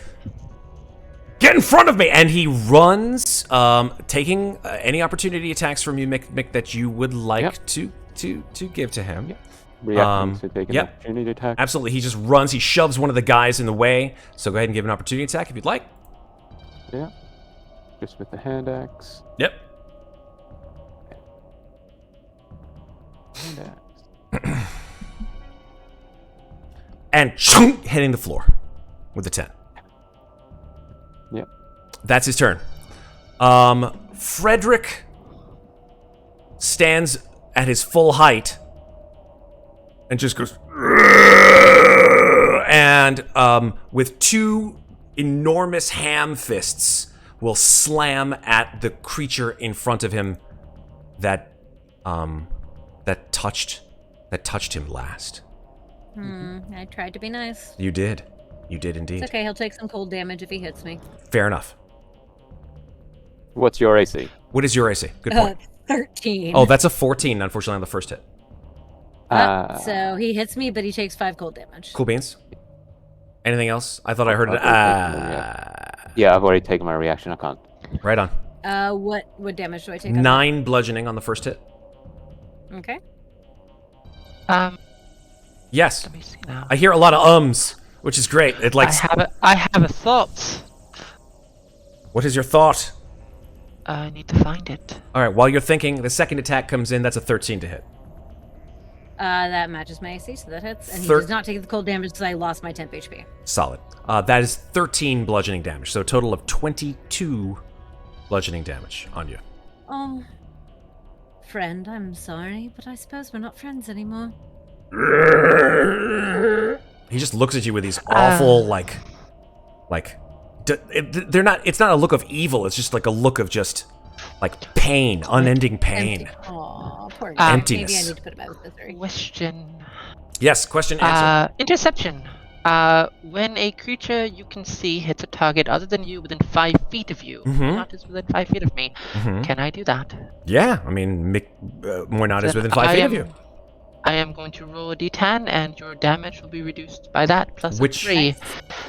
That's great. Which one? I'm assuming The first attack. one. She would have the done first it. attack? Cool. I would say do it on the second attack. Well, I I've mean, done this. understandable. Yeah. Doesn't Okay, really how matter. much was the first attack? 9 was the First first attack was one. 9, right? Yep. Okay, sweet.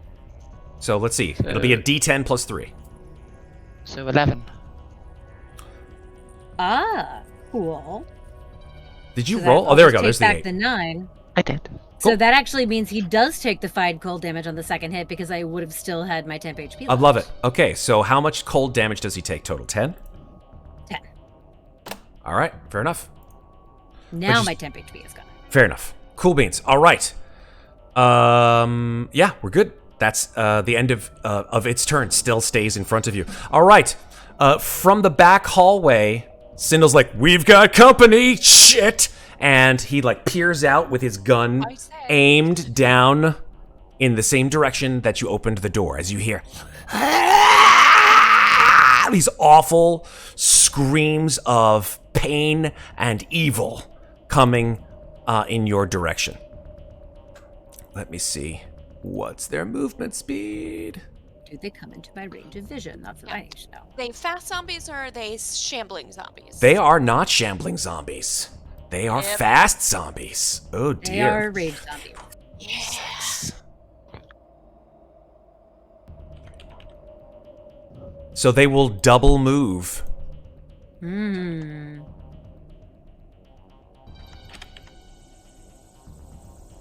And one of them comes within range of Sindel, but cannot make an action because they've double moved. There's at least that. There is indeed. Now, let me just double check on something. Yeah, that's important. Okay, the bandits outside, they have shoddy muskets. So there's 3 of them. One of them will not fire his musket, instead choosing to use his bone cutter dagger on you. Yep. That's a 9, which will miss, luckily. Yes. With advantage, it would have been a crit. But he will then also take the... oh, he can't, because you've used your reaction. So he'll just go ahead and run down the hall. 5, 10, 15, 20, 25, 30. This foe, however... and let me see if I can just move the screen a little bit closer so that people can see what the hell I'm talking about. This foe across from you, Mikmick, here, will just shoot you with his musket. Wait, where did this guy just go? Oh, he ran down the hall. To the left. He ran away. Yes, he ran away. All right. Clinking Mikmick's armor. Exactly. First guy. Oh shit, it's not working. And he will miss you with a 10. Bam! Yeah. The other guy will as well shoot you with his musket, who's right below him. He will also attempt to shoot. And that's a 21, which I think hits you. 21 will hit, yes. 5 piercing damage. Make a Constitution saving throw for your concentration check. Yeah. Because you are still That's doing fine. detect magic. Okay, Assuming so you didn't want to drop it. Constitution. I don't know. Yeah, Never we'll make one. Yeah. And 5 damage, was it right? Yeah, it was only 5 damage, so it was a 10, so you make it with a 24. Both of these foes stay exactly where they are. Sindel's foe starts his turn and begins to cough. He's like, what the? And starts to vomit from these creatures that are right in front of him. He's like, no, oh God, what the? And these things are rotting flesh personified. He'll need to make a Constitution saving throw. Here we go. And he fails with a 10. Oh no. Okay. Sindel is poisoned and cannot regain hit points until the end of his next turn. He doesn't have any resistances to poison? I do not believe I see them here. No, that is correct. He does not. Oh, Wait. He is immune to poison, but not the poisoned condition. which is he can't take the damage. He can but take. Okay. He can't take the damage, but he is not immune to the poisoned condition. I have a question. Is this No, effect wait. on- I beg your pardon. It's right there. It says condition immunity is poisoned. So he throws up and he's like, boot and rally, let's go. And he's fine. Does this affect humanoids or all creatures? All creatures. It just says creatures. Okay. I was just checking. And Alright. important information. Sindel starts his turn and he's like, what the? He pulls out his mace, which he's had by his side but hasn't used yet, and will swing it at this creature right in front of him, this zombie creature, who I again now need to sort of move up so you guys can see it all. I think it's easier if I just do it that way. The screen isn't big enough. I have to zoom out. Let's just zoom out. That makes it easier for everyone at home to see what the hell is going on here. Just have to adjust. Maybe adjust a little bit more. There we go. That's better. All right, so here we go. Mace attack to the face. That's a 21 to hit. So you just hear crack and clear, endless just utterance of viscera comes off of this creature. 7 bludgeoning damage. But it stays exactly where it is. Muadnhait, is now your turn. All right. I am going to look up at this guy in front of me and say, sorry, friend. And I'm going to cast a spell. I'm going to cast slow on this guy, this guy, this guy, this guy, and the zombie that I can see. It's a 40-foot cube. So you have to choose a 40-foot cube. Yeah, 40-foot radius or diameter? It's a cube, so like 40 foot by 40 foot by, 40 foot by 40 40 foot. Yeah. Okay. Let me, hold on a second. I don't. Show to others. Let's take a look. He's 30, Yeah. and he's... Okay, wait. Is that so 40 maybe foot? like, I think it might actually Yeah, it be is 40 a foot. 40 It's exactly 40 feet. yeah, I can get them all. Heck yeah. I can get them all. Fantastic. And actually, if there's somebody over here that I can't see that is in the cube, I choose them too, because I've got one creature left. Cool. All right, so then let me mark the ones, if you don't mind, that you Yes, have please, decided to try to slow. Yeah. Okay, Yes. so this guy, this one who you can't see, But he's in the cube. that's true. He's in the cube. He's gleaming the And cube. then these 4 down below me. He's gleaming the cube. Oh, movie. So good. Love that movie. Oh, 1, Red 2, 3. made a good point. He has the head like him. Mikmick Well, still he moved has as the far as Taroka he that makes could. undead go for him. Undead, that's correct. Yeah. Yeah. They don't like you very much. Good thing you're on the other side of that. Yeah, exactly. Okay, so slow. So we got a whole bunch of wisdom saving throws coming at you. All right, so I'll give 2 of them, 1 for each. What's the DC? 14? Yes. Okay, 1, 2. Both of them fail, so they're both slowed. And let's see. The Flesh Golem Frederick the Flesh Golem. God, I can't say that. Frederick the Flesh Golem. Frederick the Flesh Drake. Frederick. Frederick. Frederick. All right, here we go. Wisdom saving throw. Hello. There we go. He fails too. Frederick fails. Good. And then the bandits. Wisdom saving throw. Fail. And succeed, surprisingly. So I'll take that one Blue off. guy succeeds. I will have him do. Oh, one bandit succeeds. Okay. One bandit succeeds. And then wisdom saving throw for Beardy McBeardface. Let's go. Yeah. Yes, he succeeds. Okay. So he does But not get slow. Golem here. Oh, he's super slow. Cannot. All right, so then I am going to bonus action look over at blue guy and cast Hex. All right. Oh Bonus wait, I'm sorry, that's a concentration spell. Never mind, I'm not doing that. Yeah, because I slow forgot is that as was a well. concentration spell. Okay, no bonus actions that are concentration, so never mind. I'm just gonna go because Flesh Golem can't take reactions because he's slowed. I'm going over here. Fair enough. And Zoom that's out. the end of my turn. I'm just going to zoom out even more. just so everybody can see. That's much better. Now people can see the whole scene. Okay, cool. Let's move on. Amnestria, it is your go. I'm going to move over to Louisa, and I'm going to use my bonus action to cast Right of the Dawn. I need to roll a d4. That's 2 damage to me. Okay. You didn't roll a 4! Hey, and by the way, I'm just putting slow in chat Yes. for mechanical reasons. I love it. Then I will attack the zombie that's next to our friend. With an 11. -2 penalty on AC? Yes. So he has lower than an 11 AC. So you're good. Then I will attack for 6 piercing damage. Very nice. And it's 2d4 because it's radiant damage against undead. Mm-hmm. It's undead, right? It is definitely undead. Well, so Nice. 4 additional damage, so 10 damage. Cool. And then I am. Let's see now. Wait, there's one more thing I want to do, I think.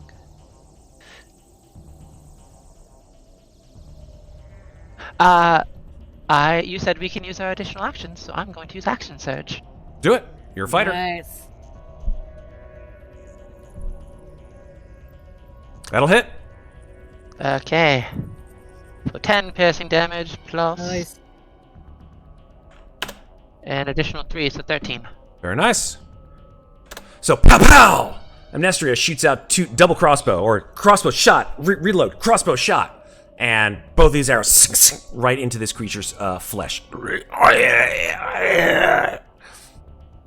It's not looking happy, but it's definitely not in any way, shape, or form ready to keel over. That thing has a lot of health. It is not your average zombie. I see that. Mikmick. yell. Go ahead, Amnestria. What were we gonna yell? I was just going to say these zombies are really dangerous. I'd stay away from them. Mikmick. Okay, Mikmick's going to do a bit of stuff. He's going to chase after this wizard guy. All right. So he's going to go. Where? Let's just say Cocoon.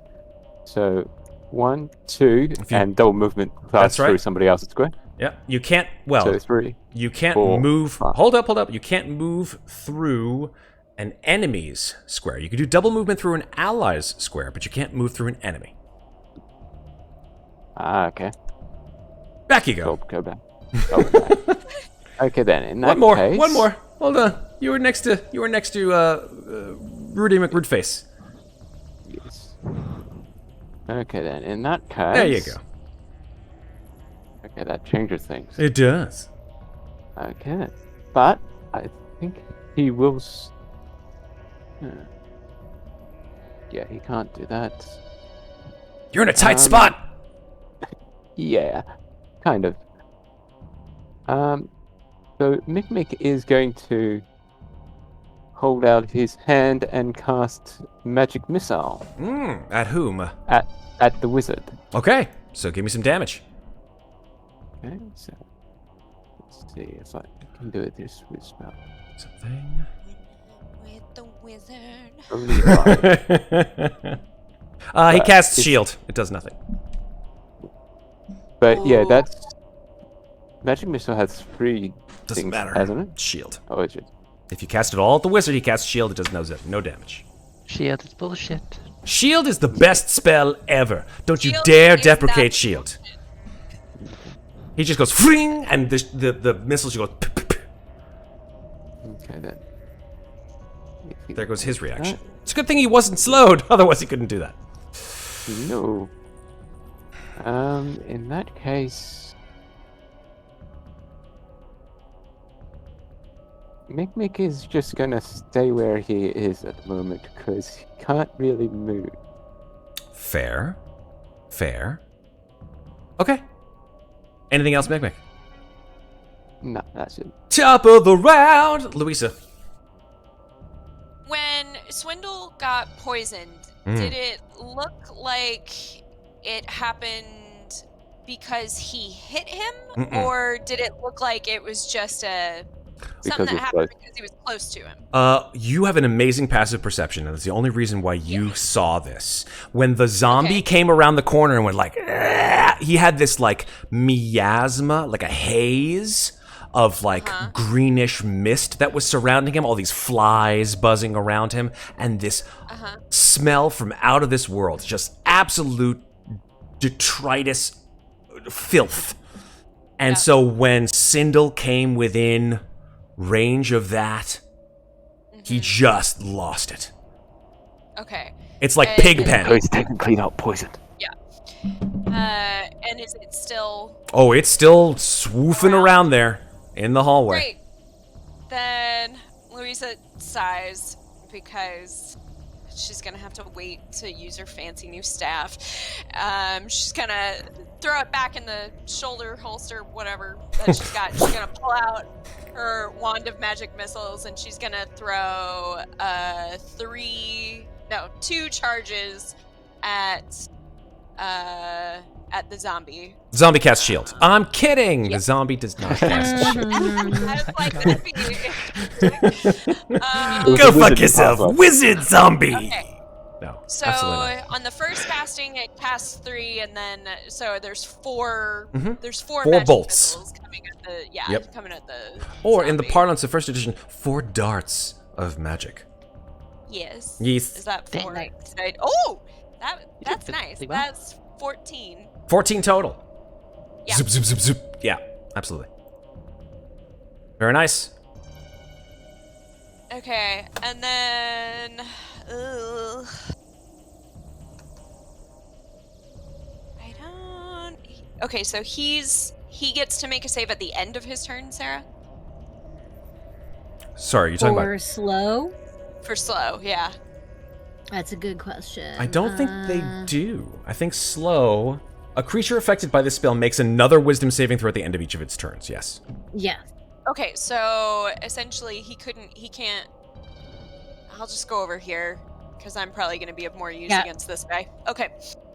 So I'm just going to close the distance and prepare to battle Frankenstein's monster here. I can close the distance. Okay. Here we go. I am on my way. My way. I can close the distance. Oh, I forgot that I had it. Nice. Okay, cool beans. Who's... Okay, nice. Let me just check something. That is 30 feet. Okay, that works. Kind of this. Okay. Seeing you... Yes, absolutely. You're within 30 range. And I'll yell out to everyone, try to keep a distance from the zombies. You say that? Try to keep a distance from the zombies in the hallway? I say it in the room. You say it like facing the room? Yeah, facing the room. Okay. Like, I don't want to give them... I'm sure the wizard dude, I assume Probably knows. You're like 20 feet Probably from him, knows. so he probably hears that no matter what. Right, well, I was next to Amnestria, so I'm gonna say it before I move. Fair. Totally fine. There you go. So, okay, that works. That's fine. Instead, he will then target... Yeah, so he'll target Mikmick then. So instead of targeting you, Louisa, he'll target Mikmick. Mikmick, you watch as his hands extend, and instead of a green light that appears, you see this sort of like mass of like virulence, this sort of purplish sort of mass that appears like in a sphere, and then he just hurls it at you. And I would like you to make a Constitution saving throw, please. Another con save, okay. Con save. Nice. Okay. 3. Good thing you made it, because instead of taking full damage, you will take half. Okay. 38 divided by 2, which is 19 Oh, thank damage. God. I was like, oh, That was a moment right there. Yeah. 19 damage. 19 necrotic damage. So you watch as this like sphere of pestilence just flies at you. You just put up your arms in time, and you can feel like the essence of your flesh being just eaten away. Like Amnestria gave you a hug. Yeah. Indeed. Okay. What are you at right now? Looks like he's at 11 I'm hit still points. double digits. Yep, You're still 11 hit double- points. Okay. And at that, he then backs off about 15 feet. Yeah, that's 15 feet. So he backs off about there. Just check something else. Yeah, that's fine.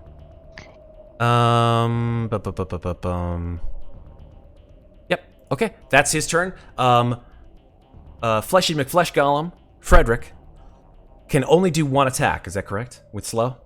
He can either do a single attack or a bonus action. Okay, so if he has multi-attack, he can only do one of those two attacks. He can still only do one attack. That is Superb. correct. All right, so he will slam at Louisa.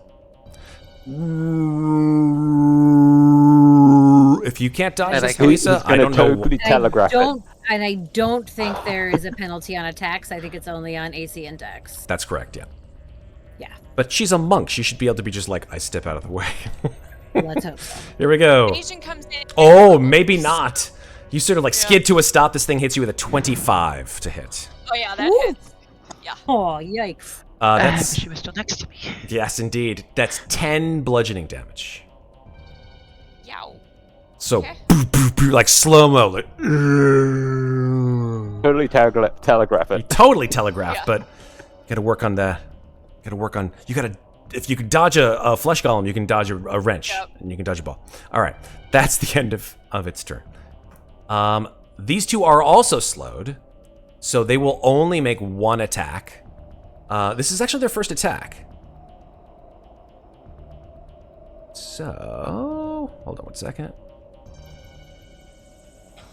Why doesn't that spread out? Spread out, damn it. I'm sorry, folks. There is a problem with this character sheet. Let's try that again.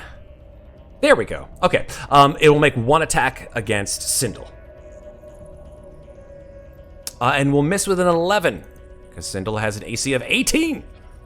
This one will sort of walk slowly down the hall, moving half speed. And instead of slamming into Sindel, we'll do an attack that you haven't seen it do yet, which is it opens its mouth like the Mummy, like the movie The Mummy, like when it's opened like too wide, and like it goes, and all this greenish gas goes out in a 30-foot radius sphere, centered on itself. Yikes. 30 feet. So that goes all the way down to. That's everybody in the room. Yeah. That's everybody in the room. What are we Does rolling? he get his friend? Does he Uh, kill his friend at least? well, if it actually, took poison damage, which unfortunately is immune to poison. So this is a Constitution saving throw. Ooh boy. I have advantage from my own silvery barb. Yay! That's nice. Oh, okay. Constitution. I'm still at disadvantage. 20. ironically enough, but But you took it like a champ. You took it like a champ. You still have exhaustion? Jesus Christ, girl. no, I don't still she have is- exhaustion. she doesn't have It's exhaustion. The mist. Yeah. It's It's the mist I'm save. at disadvantage for all con saves, hence why I was trying to get away forgot. from that thing. No doubt. But yeah. Okay, so those of you who got higher than a 12 on your saving throw succeed. Mm-hmm. Or I should say 12 or above. Those of right, you who don't will take the full damage. And I'm out of range, so I You are out of range completely. I did because I got advantage. So what is my half damage? Well, it'll be half of 15. So -7. Correct. So you take 15 damage, And Amnestria. let me roll my concentration save. Yes, Which please. is a 10, yes? Yes, it's a 10. D7. You make it. Pass. That is its turn. The bandits. They have to roll for their saves, of course. I forgot about that. Wisdom saving throw, correct? DC 14? For your slow? Oh, yes. Sorry. Superb. DC 14, yes. Fail and fail. Both of them are still slowed. Okay. All right. The bandits will fire on you, Mikmick, seeing as that you're looking pretty beat up. So they're gonna fire. Oh, they roll at the end of their turn, but They do. They get Yeah. All right. Fire once. 23 to hit. That'll hit. 13 piercing damage. Blows a hole in your armor. It doesn't just blow a hole in my armor, it blows a hole in me, because I'm down. He's down. Oh, shit. The other one goes, oh, what do we do? Keep firing until he's just... I don't want to see that thing anymore from behind. I don't want to see anything. Just keep firing. And the other one's like, all right. And then he aims at Mikmick's prone body. Now, because this is a ranged attack, not a melee attack, it will not do 2 if it hits.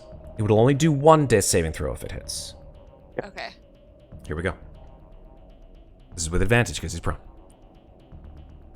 That's a 19 to hit with advantage. 19 will hit. Okay, so that's 1 death Do you still saving get throw. advantage for a ranged attack when they're Could be prone? disadvantage on Yeah, a it's ranged attack when disadvantage you're on prone. Yeah. prone. Oh, yeah, that's a good point.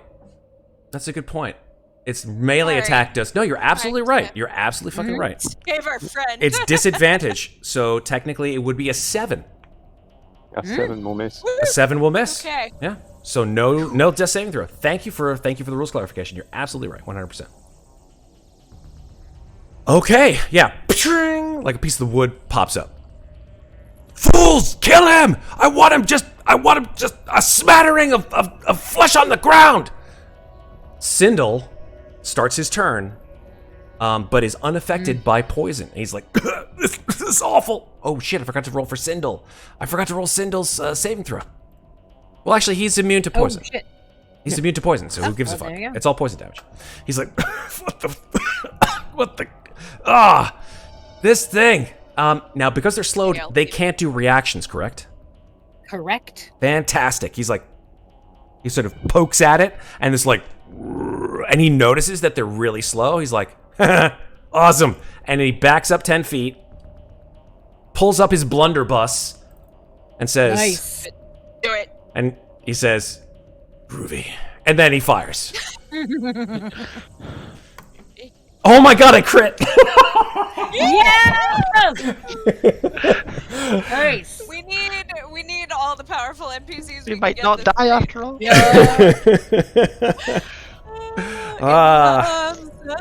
Sam, exactly. Sam Raimi was with me. Give me some sugar, baby. Yeah, indeed. That's a crit. That does a lot of piercing damage. Like a lot. Okay. 22 plus 9. 31 piercing damage. Both of them or just one of them? That was on just one. Yeah, unfortunately, it's not a shotgun, but it definitely blows away most of this thing's hit points. Wow. 22 Did plus he attack 9 the is one we haven't 30. attacked? No, he did not attack the one that you haven't attacked. He focuses fire like a good NPC. How much health does this thing have? You don't want to know. You don't want to know. All right, that's Sindel's turn. He's like, how much health do these things have? Muadnhait, your turn. All right, I am going to use my action to bestow the Tale of the Avenger on myself. Hell yeah. And then I'm going to move 1, 2, 3, 4 down here. Right on. Look this wizard dead in the eyes and say, if you want to survive, you will leave now. And leave my small friend alone. Mikmick, by the way, you just got a potion of healing. Roused by the sound of the blunderbuss. Nice. The blunderbuss wakes him up. Boom! And then his turn being next, I'm going to grant him a bardic inspiration. Beautiful. Roll that As 2. I see him rouse from the ground, I'm going to say, I knew you weren't down yet, tidy one. Now come on, let's finish them. You want to roll that 2d4 plus 2? Is it, yeah, 2d4 plus 2? That's correct.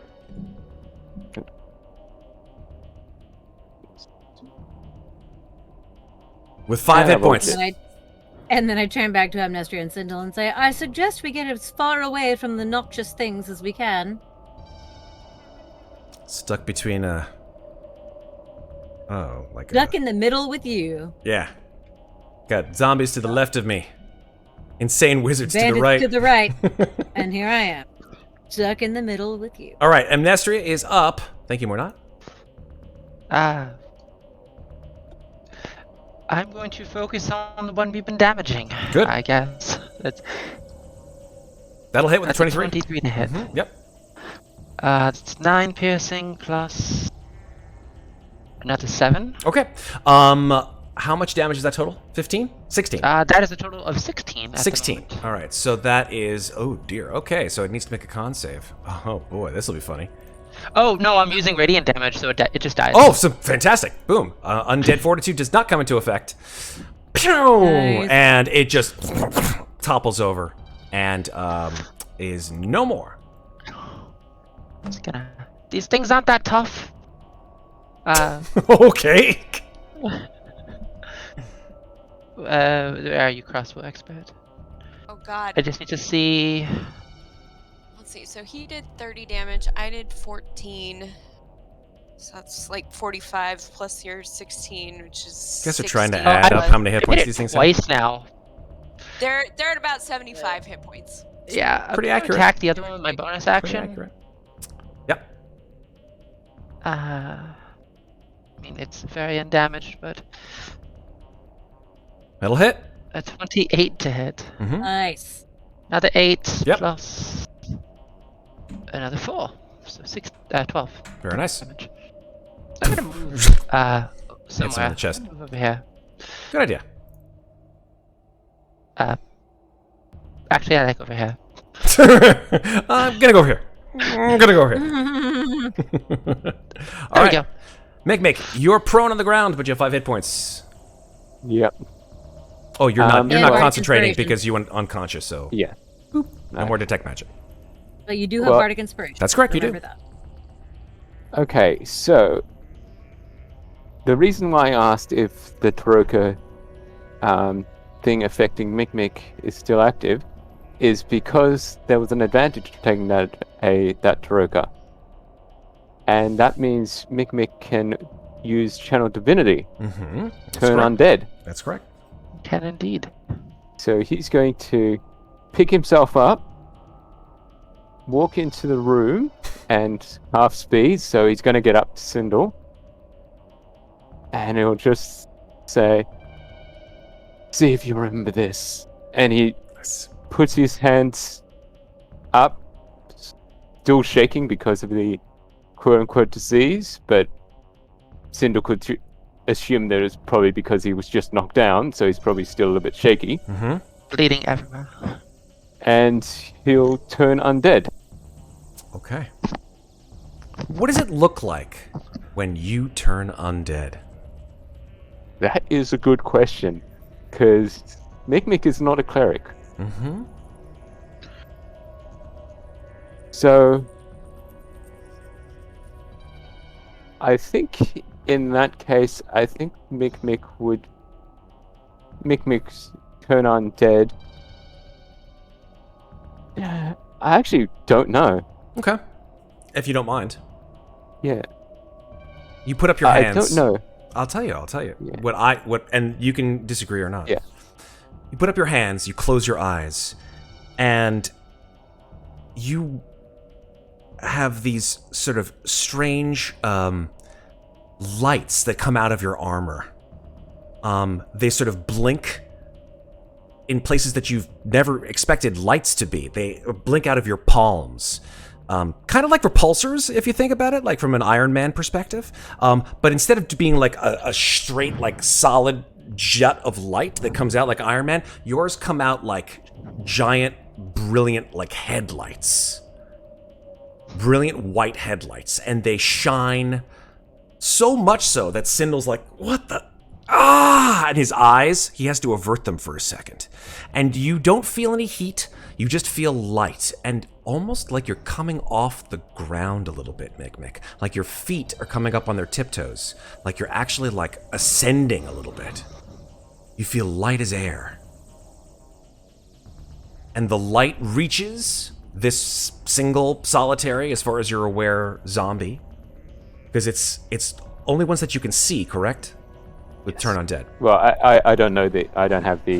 Let's go. Let me look, because I have that. Yeah, let's take a look. Because I know the radius. Yeah, it's 30 feet. I know that. Yep, I would it's just definitely look 30 feet. Each undead that can see you or hear you. Or hear you. Okay, I'll grant that. 30 feet. Perfect. Must make a wisdom saving throw. If the creature fails its saving throw, it is turned for 1 minute or until it takes damage. Must take its turns trying to move as far away from you as it can. Can only use the dash action. 30 feet is here. Meaning it's like here. It's within this range. Okay, so as far as you're aware, it is only this creature that can see or hear you that is undead. What about Francis? Frankie? He is not undead. What about Mr. Flesh Golem?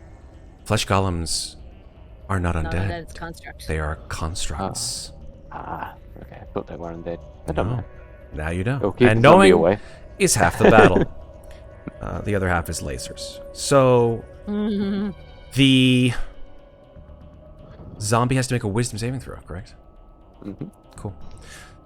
The zombie stares at you. His eyes go slack. And we're going to take a break. Mm-hmm. So when we come back, we'll find out if this worked. These are fast zombies. These are zombies with diseases. Oof. Does the light of whatever gave you this premise, will it work? And just a quick question. Would that be my action? Yes. Channel Divinity is an action. Okay. Indeed it is. So, we will come back in 5 minutes and determine if the light of... I don't even know. The light of... Mikmick. The light of Mikmick. Mikmick's light. This Mikmick's special guiding force light. The light of rebirth. Will, in fact, work on this zombie. So we'll be back in 5. Don't go anywhere. We'll see you in about 5 minutes. Bye-bye. Okay, we're back. It's time. It's time to continue. Mikmick, you raise your hand toward this creature, and it makes a wisdom saving throw. Here's what happens. It got a 0. Woohoo! Yeah, on its saving Mikmick. throw. Nice. It literally rolled a 3 and has a -3 on its modifier. So it got its... It just, like, it opens its already enormously wide mouth and just goes... Makes this horrendous wailing noise and then just chucks it in the opposite direction. Now, let's be clear about what Turn Undead does. It moves the creature at its speed and continues to do so unless it is, in any way, damaged. At which point, adios muchachos to the Turn Undead. And I think it lasts for like a minute. It does. That is correct. Yeah. Superb! So, it just starts running, and it runs as far away from you, which means... I think it does it on its next turn. I believe it happens immediately, but let's check Turn Undead. I haven't used it in a while, because I haven't played... An action you present your holy symbol appears.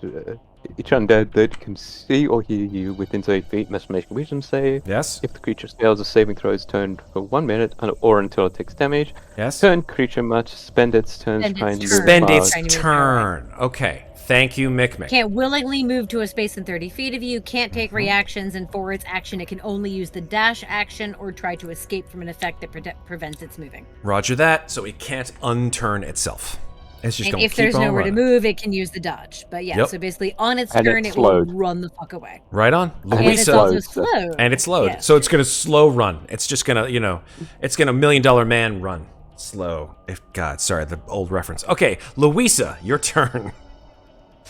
See that and say, there's at least one more. I saw 3. And then she's going to sidestep right here, and she's going to take out the go fuck yourself staff. Oh boy, here it comes. She's just gonna use both of her attacks on our gentleman friend here. On Frederick. And say, I really hope you're not the cleric construct. If you are, I'm so sorry. So, attack number 1 is 25. That to hits. hit. Yeah, absolutely. Or oh god, that was terrible damage for. So it's magical damage. It's not a +1 weapon. Yeah. It's just magical damage. Yeah. Right on. Yeah, so it's 6 bludgeoning. Right on. Okay. Magical bludgeoning, and then for hit number 2, 8. Okay. Yes. 8 will not hit. Even with his -2 from Oh, does he have a -2 to his AC? -2 AC, yes. Then it does hit. Ooh. Okay. So 9 bludgeoning. All right. For him. Since she hit him twice, we're gonna try it. So she's gonna spend a key point, and she'll have done this on her first hit. She's gonna try stunning strike. So I need a con save, DC 13. Okay. I bet his con is high. I bet it is too, but he could roll a natural 1. I don't know. He always could. It's true. What's the DC? 13. It is in fact a 13 on the dot. Okay, so he beats it. So then I will. I am just going to use my bonus action to make 1 unarmed strike against him. So 23 for That another hits. 7 bludgeoning. Yeah. 20. Okay, so 7 more. The staff in the ground and does a spin kick. Nice. Love it. On his head. And that's regular old damage. No, Oh no, it's magic. With this level up, Okay. magical. So yeah, you become Iron Fist, and your feet glow. You're like Kame, and your feet and hands glow, and yeah, exactly. Yeah. So there we go. Loving it. Thank you, Louisa. Moving on to. Thank you. Oh, no worries. You're beating up his brother, aren't you? Okay, no worries. I am. Yes. His brother that he doesn't like. Yeah, I know, but still, he's a very useful tool. So he's going He's a fucking to... Lannister, isn't he? I'm not going to say what house he belongs to. It's whatever it is. What it is. Yeah. Okay. Cool. Let's do that one. Sure. Why not? Creature within your reach. Yeah. Right now, he's just pissed off at. Oh, you're way up in the fucking room, aren't you? God damn it, Mikmick. Yep. God damn it! Why'd you run into the room? You coward! You coward! Come and get me. Come and get me, you bastard. Touch. Ooh, no. Yeah, he'll just do it again. All right, this time it'll do it on you, Louisa. Sorry. Constitution saving throw. That same ball of miasma throws it at you. 14. Let's see what his DC is.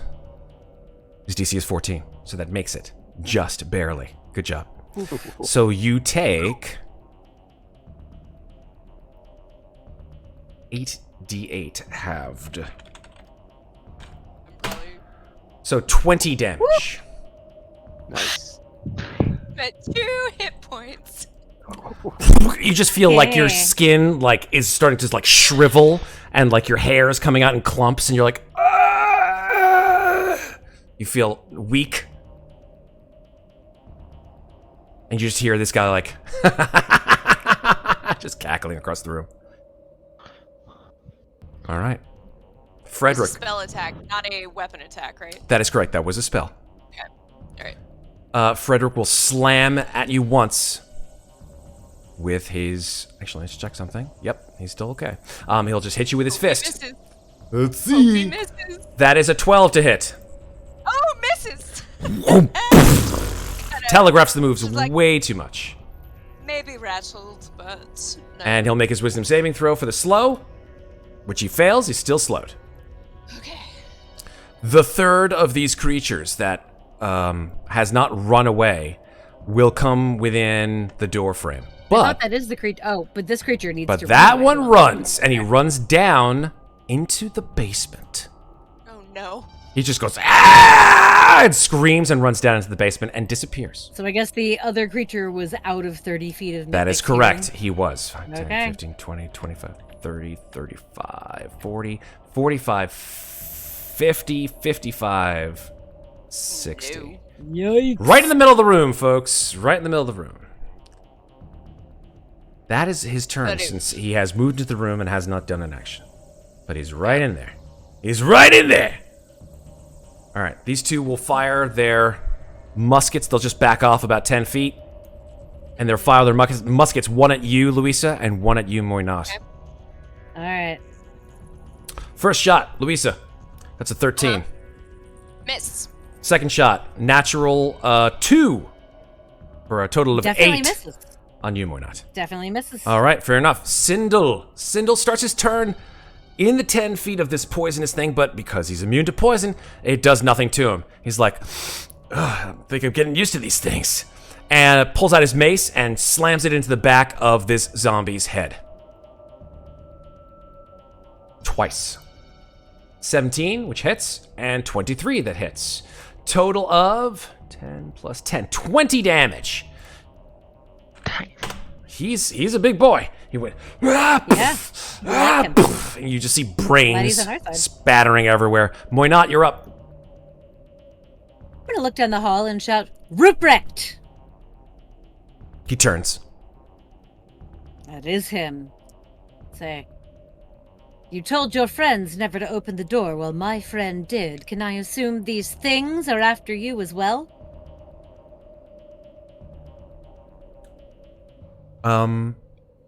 You guys are in combat, so I'm gonna say make a persuasion check for him to even respond to you at this point. Okay. He says, with a 19, he says, "You fools! What have you done? They're gonna kill us all!" Well, to be honest, I'm not sure now, but it seems in our best interest to all run for safety together, yes?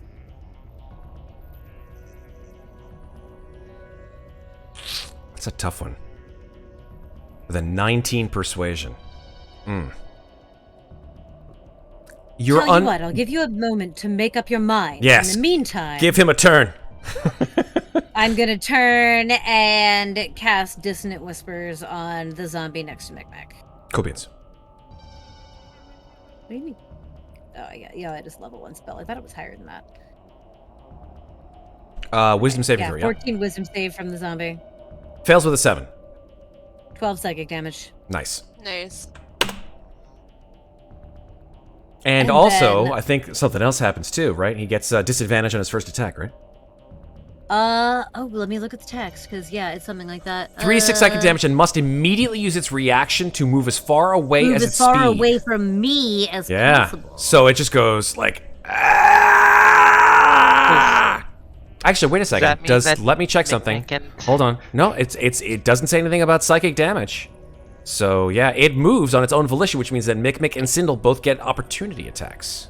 Do it. Ruprecht will just like look at you as you say this, and he's like, "What the hell is going on in there?" Sindel just turns and swings with his mace. Bam! 22 to hit. Another 10 damage. Bam! And then, just to run the point home, I'm Unfortunately going not. Miss to again. Yep. move forward all the way here and say, I just helped all of you. I hope you remember that. That's the end of my turn. Cool beans. Amnestria, you're up.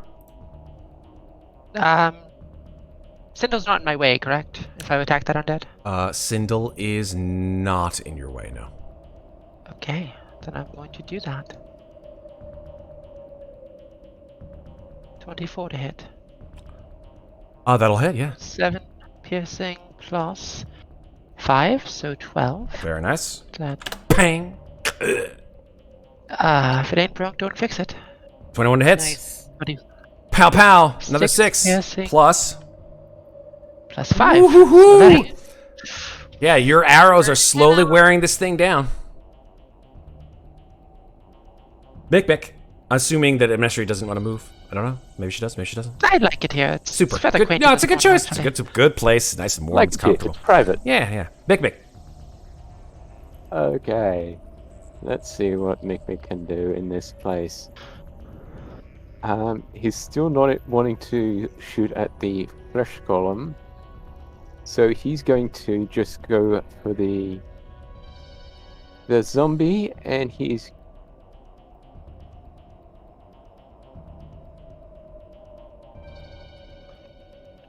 should I? Yeah, I will. I will use bonus action to enter a rage. Oh, finally! It only took you like 7 rounds. Come on! He's like, oh yes, I'm a barbarian. Ragey bartificer ever. Yeah. It's very low level rage. Very low level. He's like, ah. Or sorry, bartificer. He's a bartificer. Mm-hmm. Yeah. Bartificer. I don't know. Barbificer, I think, works better. Barbificer. There we go. Because bardificer would be. It's definitely a bard. Artificer. There you go. Exactly. Yeah, barbificer. So you rage. What do you do? I rage and run towards this zombie and just wail at it.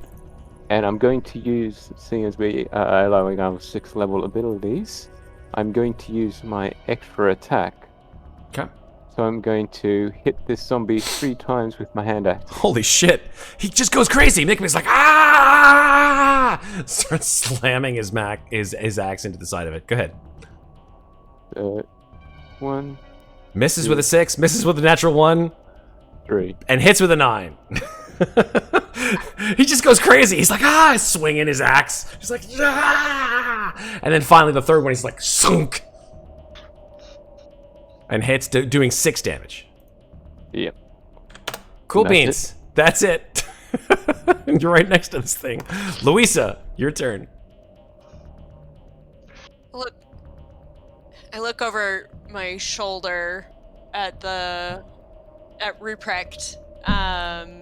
Does he look like he is going to listen to Muadnhait, or? Make an insight check. Okay. 22. He's definitely he definitely has a different countenance than at the very beginning of you seeing him. He, in the last 18 seconds, he seems to have gone from like haughtiness to overconfidence to shock and horror to begrudging resentment. In that order. Okay. Then I will.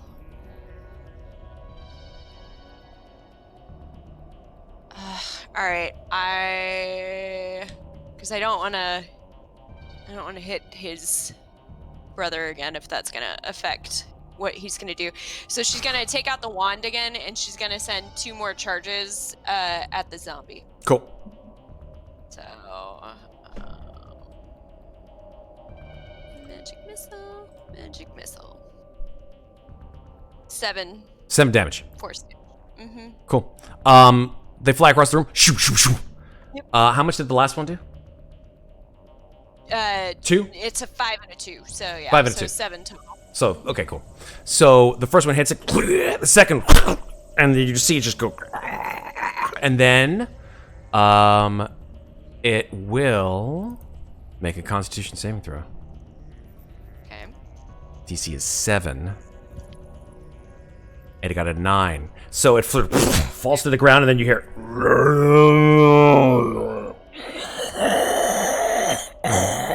it gets back up. Ah, damn it. Alright. You might want to let me take care of those. That's fine. Just trying to be somewhat useful. It helped. Yeah. Okay. And then I'm gonna look over my shoulder at the wizard and go, see? I can be reasonable. All right, it is now Ruprecht's turn. Ruprecht looks at you, Muadnhait, looks at you, Louisa, says, almost to himself, damn it. He says, men, we are leaving. And then he says, follow me if you want to live. Frederick, come. And then runs down the hallway and then dashes out the door into the snow. Frederick is still slow. So he's like... And he moves his half speed, which is only... If he's actually trying to follow, then I will drop concentration. Okay, so slow stops on everything. If they're listening, yep, I will drop concentration. Fantastic. And you see, like, you go... It's like, you know, like a record that goes back to normal speed. And then he just goes... And then dashes... And looks like he's heading out the door. This final zombie here, standing up to its full height, will go. There's still one in the basement, but there's one in front of you, Mikmick, and it opens its mouth just like the other one did and goes... and issues forth another 30-foot radius sphere of garbage, which gets Amnestria. Damn it. And you, Mikmick. I need you to make a Constitution saving throw. DC 12. And this is against poison? Come on, go on the save. Don't fail me now. Con save. I did it! There you go. Above a 12. 16. Nice. Mikmick's probably still going to get down even if he saves. We'll see. That is a failure. Oh. You can pick him up and carry him. As long as it's not me. That's hard. He's tiny, you can pick him up. I have advantage can't against touch him. being poisoned, though. This Your is hands are covered. against Bring the them on. poisoned condition or against poison damage? Yeah. I have been poisoned and resistance, so I Okay, just that take was half advantage. 11 was your advantage, it Yeah. seems. Yeah. But unfortunately, that's not enough because DC was 12. So you'd still take enough to knock you out. The question is, will it be enough to, like, kill you? I don't think so. Because the maximum would be 24 damage, and you have way more than 24 health. So, yeah. Just don't touch his skin. 14 damage knocks you out. You can pick him up, just don't touch his skin. So, yeah. Mikmick falls to the ground. And is dying. And I take half, correct? You take half of that, so 7 damage. Which is 7.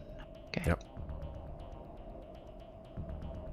All right. I've seen better days. The bandits retreat. All 3 of them. 1, 2, 3. They all just file out the house. Dashing. Dashing through the snow. Absolutely. And out the house.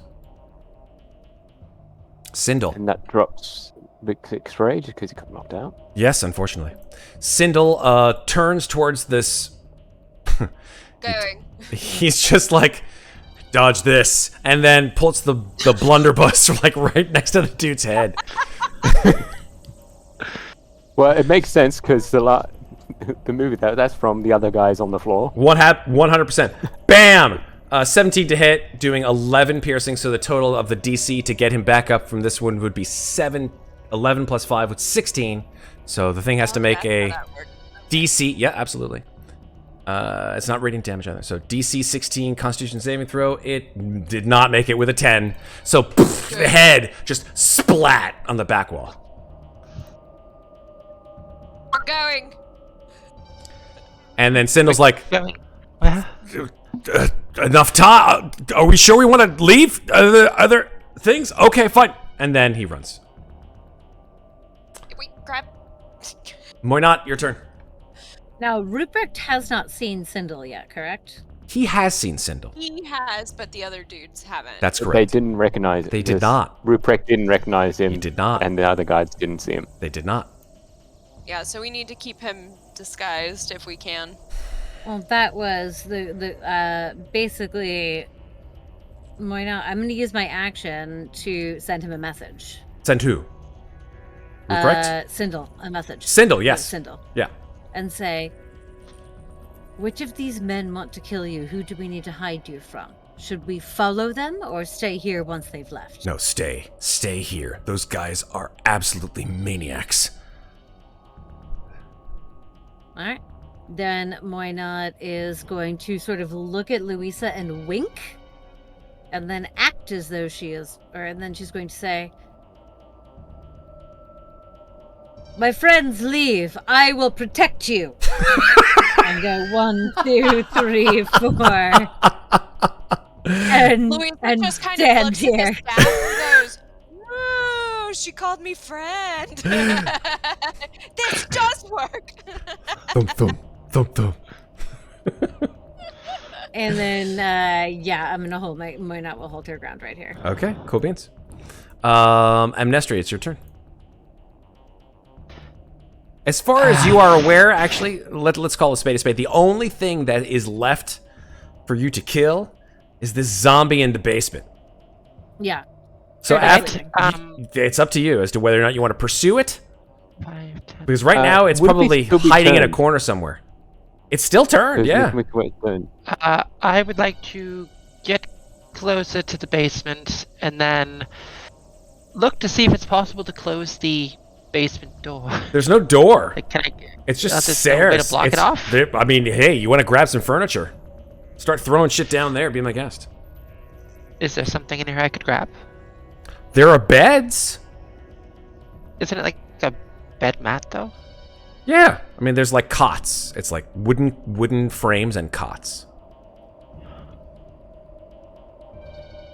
Sure, I will grab a wooden cot and I will try to.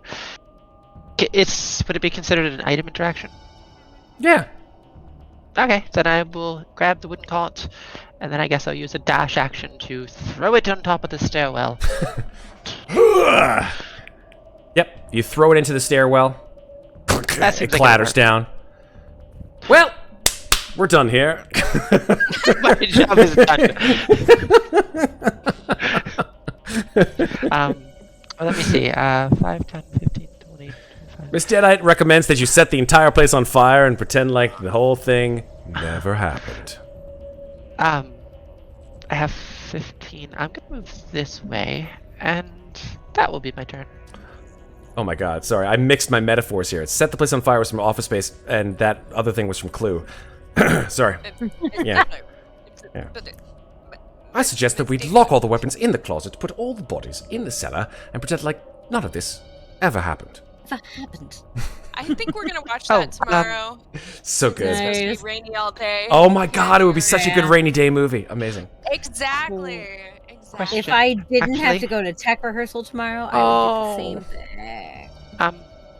Dash is just an action, does it? Yes. Take my bonus action? No, it does not take your bonus action. You're rogue. Oh, well, then I am going to use Second Wind. Nice. Good choice. As I walk by the zombies, I will just stick my hand out and just sort of channel some of their life force to me. Nice. 10 points of healing. I'll take 8 it. plus 2. Love it. Superb. Okay, so let's talk about this. The zombies in the basement. You've thrown a bed down into the stairwell. I don't want to belabor this anymore.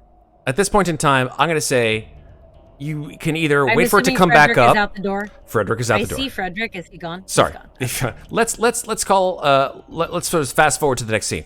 The corpse collectors have disappeared into the snow. You no longer see them. If we're out of combat, well, let me talk about that for a second, because I want to make sure that you guys get the combat ending that you deserve. Do you want to go down into the basement, or do you want to wait for the 1 minute? You'd be like, okay, well, this thing is going to end in 1 minute. And then it goes, and then all of you just fucking, laser this thing to death with all of your spells. well, if we're not leaving the house, I feel like trying to go anywhere else is not going to really work. It's up to you. Thing definitely needs to be put down. So should we just go to the basement and murder it? Let's just go to the basement and murder it. Okay. But is Mikmick unconscious? Mikmick is unconscious. Oh, that's right. Yep. Let's deal with that situation first. Hold on, time out. Like, there are bigger things. I was like, I'm not proficient in it, but can I do a medicine check to try to Yeah, stabilize absolutely. him? You can stabilize him with a medicine check. Because I was like, It's like, let's go down and kill the zombie. Mikmick's like, help me. Wait, do we I'm dying. seriously not have a healer in this party? Nope. No, we don't. It's all have that. DPS. But it's like I at least have a +3 to medicine, so This is a DM's wet dream here, folks. I'm just saying, like none of -1. like no real tank. No offense, Mikmick, or Amnestria. No healer to speak of. Even though I can heal. Even though I'm you doing the right can, person right like, back. occasionally heal. Yeah. All right, so When I'm not note down. to self, when we do a spirit session, Moynot might go against character and Revivify. take a healing Right? spell. Exactly. You don't want to do a Revivify in Ravenloft. That has some strange side effects. Oh, I bet it does. I mean, Oh, it I can. bet it does. It can. Technically, I think Mikmick has to roll a death saving throw before I can He does. attempt He does. a Don't get a medicine natural check one on here, him. please, Red. Well, I've got advantage. Oh, that's right. Don't get that's two natural right. ones. Reborn. So You've I'll just already roll it died. twice.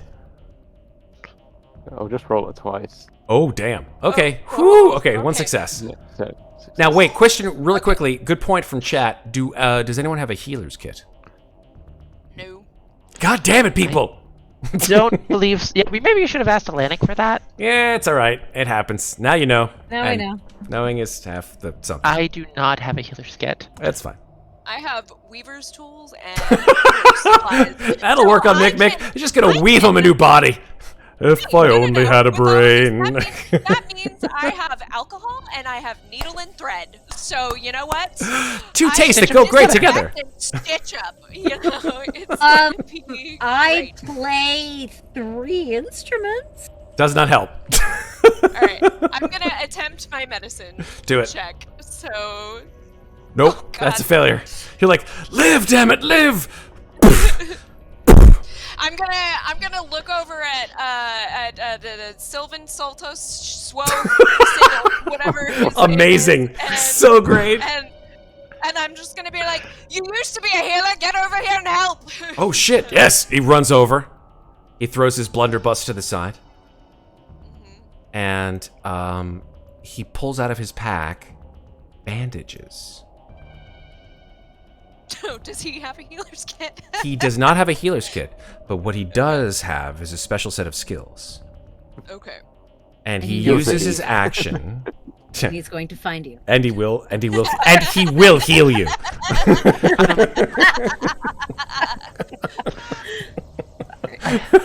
Well, All right. Doing this, you said that Louisa basically ripped the door off the hinges over here. Yes, I did.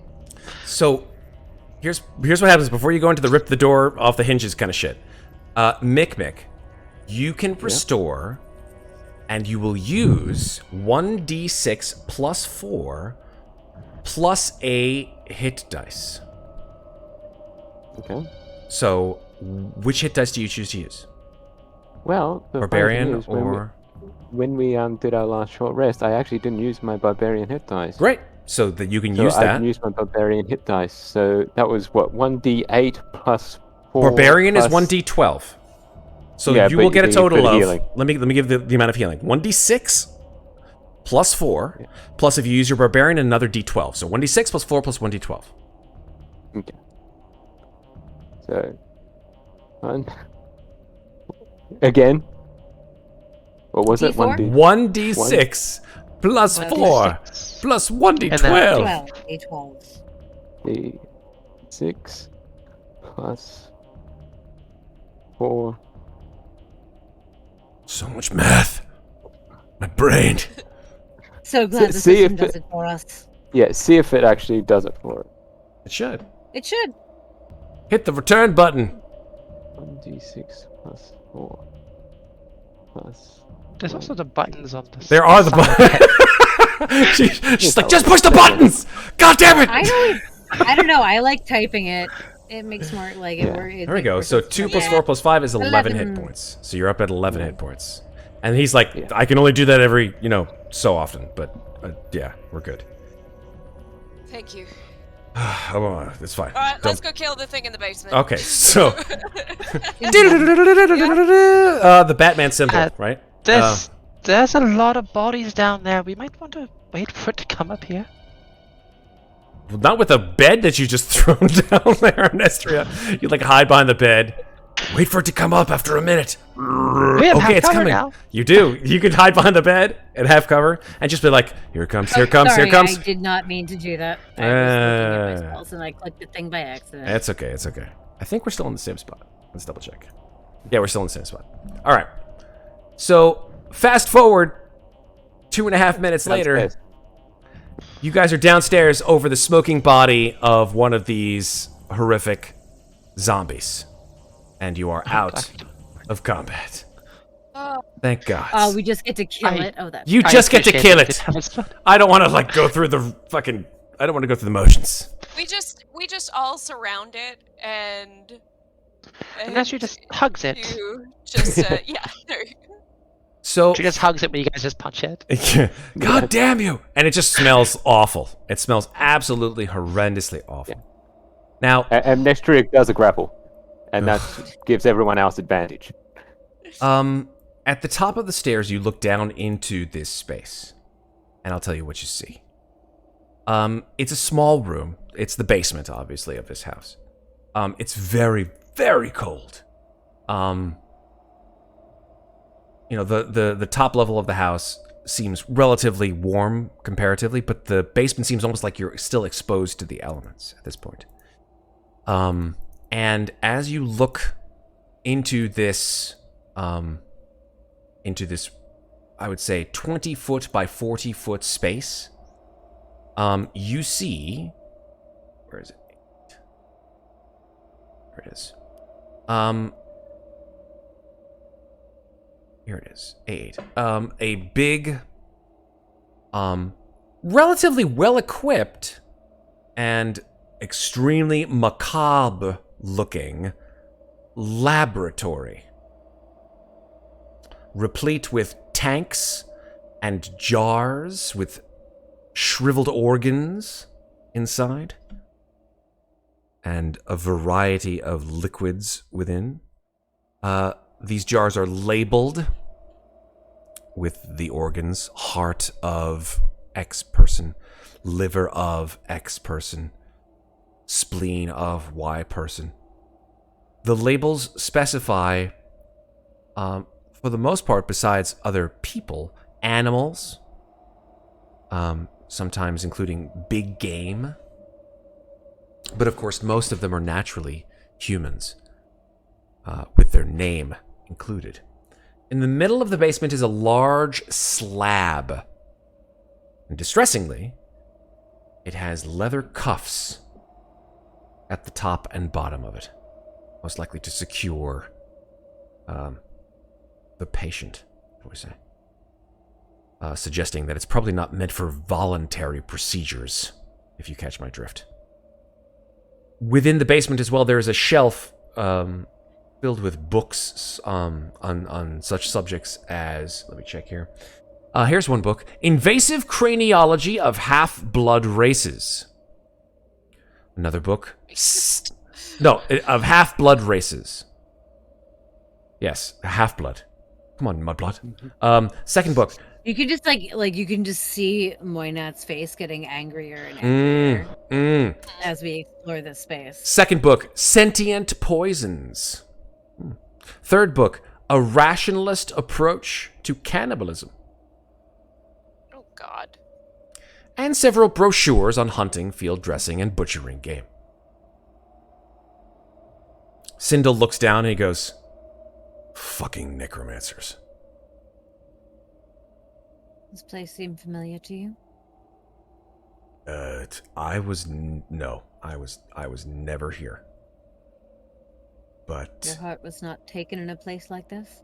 If it was, I was not awake to witness it. We'll make an searching around for the heart containers to see if any are labeled Sindel. No, there are no jars labeled Sindelswa. But that is a question then. If your heart was taken, how was it taken? I assume that was taken by someone else. What, one day you just woke up and didn't have a heart? There was no intervening moment? How was your heart taken? I don't know. I woke up in the basement of this godforsaken place, and this thing was inside of me. So that's all I know. And I'm sorry that I can't be more helpful. Just kind of see why not kind of move and crack every bone that she can crack and just say, I need a moment. Actually, she doesn't say anything. She just kind of looks at him and nods. And then walks back up the stairs. So, did you wake up in And a different part of outside the to place? stand barefoot in the snow for a few minutes. Amnestria, sorry, I caught the first part, didn't catch the second. It's okay. Did you wake up in a different part of the basement? No. I mean, well, this is not the basement that I woke up in. Were you underneath the hatch? There's another part of the basement in the house. I don't know what hatch you're talking about. There's the hatch in the kitchen. I opened it. I don't know about that. There's a lot of rot down there. Well, I'm just gonna be upstairs, if you don't mind. And he walks back upstairs. Louisa is going to take the book on sentient poisons because that sounds like something that may actually be useful. Indeed. You said it's a lab. Sorry. Can I look to see if there might be any useful things in the lab? Yeah, make an investigation check.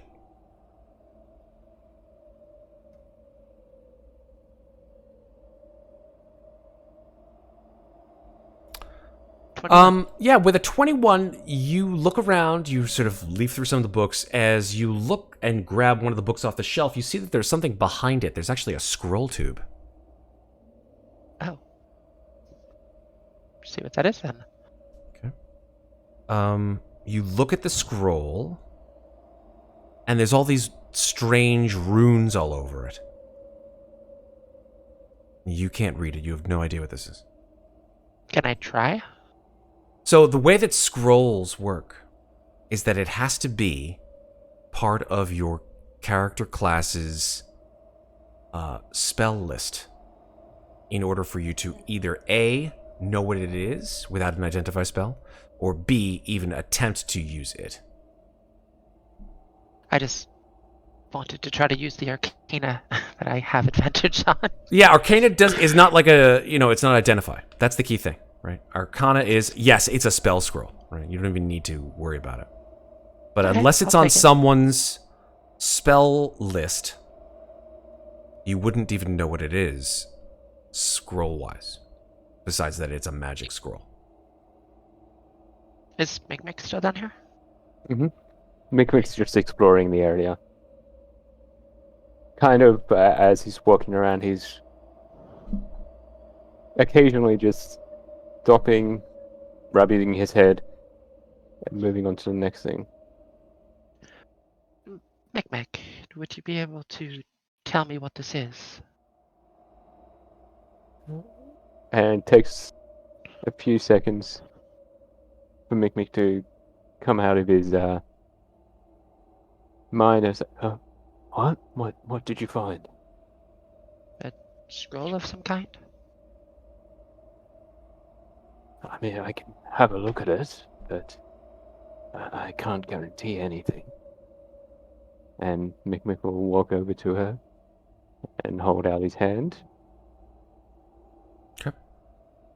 You look at the spell scroll, and the magical runes suddenly sort of lock into your mind, and you recognize this scroll as a scroll of revivify. I have a feeling. Ooh. That artificers can, in fact, cast. You can. So you have to be able to cast it to use the scroll? Yes, Correct. It has to be on your list. Alright, then I will give it to Mikmick. Because I can't use it. Thank you. Louisa's going. It would come in quite handy. Worthwhile mentioning that the material cost for this spell scroll is Diamond worth. diamonds worth 300 gold pieces, which the spell utilizes and completely And even with the consumes. scroll, you still need material components? That's one thing I wasn't sure of. Okay. At least I And think Mikmick so. will just say, I'm pretty sure. I'm pretty sure the answer is yes. That's actually, yeah, that was one thing I was never positive. Pretty sure the answer is yes. Well, Mikmick will just say, this is a powerful spell, but I think it may need some material no, I'm components." sorry. A spell scroll bears the words of a single spell written with a mystical cipher. If the spell is on your class's spell list, you can read the scroll and cast its spell without providing any material components. Amazing! Look at that! Yay! That is Hot damn! Straight from Roll20 Compendium. Hell yes! I was always concerned about that, and I've never. Yeah. I honestly that was something I always wondered about. Me too. So, Me too. yeah. I Glad mean, to a find higher out. level scrolls, it would make sense. It does, right? Yeah. Yeah. It's spells. Like lower level scrolls for like cantrips and stuff like that. I'm gonna be honest. wouldn't want to put. I have had very, very few chances to utilize spell scrolls with actual material component needs. Most of them have been like scroll fireball. Yeah. Easy. Right. Yeah. If it's because one would assume like basically making a scroll is kind of like making a spell storing item. Like you gotta expend the components when you create it. So it makes sense. All right. So there you go. Revivify in a jar. Woo! Nice. Go in a scroll. I mean, where are you gonna find diamonds anyway? So. Yeah. Louisa's gonna go back upstairs, and she's a little stumbly for more than just all of the drinking that she did beforehand, because she's 2 hit points, and is gonna go search the kitchen to see if there's more alcohol. Yep, exactly. She's gonna go see if there's any wine or sherry, port, whatever. Or it's by grape juice. There are bottles. There are quite a few bottles. Seemingly, most of them, you would assume, were drunk by the corpse collectors. Some of them are half drunk still. So if you want to partake in that regard, be my guest.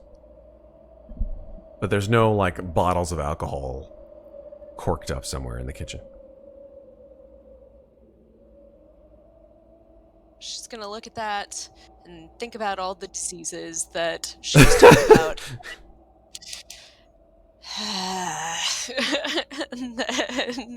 and then wonders briefly what boiled wine would taste like, and then decides to not chance it and is going to go find someplace warm and pretty much collapse in a heap. Looks like I pinged the wrong day to stop drinking half-boiled wine. Yeah. All right. Why not? Will. Oh, sorry. Go ahead.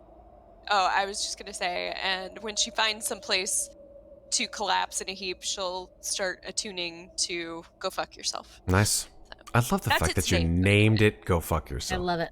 Yeah. Well, because I wasn't sure how to spell the "Go fuck." You know what? I will spell it in chat. But I love that it's called "Go fuck yourself" or "Go." I think you should actually name it that on your sheet because it's way more fun that way. Oh, I used to have a spell named Boop of Doom. Yep. So I'll tell you. Nice. Yep. Can I, by the way, can I assume that your kobold is no longer with us at this point in time? Oh, actually, the kobold literally exists in this space until I either dispel it or someone picks the card up off the floor. 20 years later, kobold's like... So he's just chilling. He's chilling. He's just exhausted. He's chilling. No, he's still there. Moynat doesn't give a fuck. He's still there. He's an illusion. Doesn't matter. Amazing. Moynat will come in. Like, she has literally kicked off her boots outside, like inside the front door, and walked outside barefoot to just like ground herself. Mm-hmm. And it's taken a moment. I'm just gonna come back inside. She'll glance at the boots for a second and be like, when I have to leave again, fine. And then she's actually going to go looking for Sindal. Okay. You find him in the room that the zombies were in. He was actually over... Let me just go and put you both in the same spot, actually. Okay. You both are here. There you go. Yeah, he's in the main sort of parlor, shall we call it? Mm-hmm. This room, like I said, is relatively well furnished. you see that there are sort of brownish stains. It seems to be some kind of a ballroom. You see that there's an antique piano in the corner.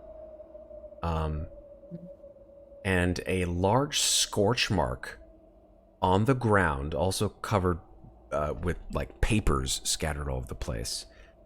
And this whole place has chairs all over it with desiccated corpses sitting on them in fine clothes. None of them are moving. That's macabre. Shit. She's going to walk towards Sindel and sort of appear beside him and say, I know what it's like to be changed. Against your will. I know what it is to be made other and want revenge. And I will say this. I still don't know who did this to me, but if we can find who did this to you, I will help you. Because this is not right. Thank you.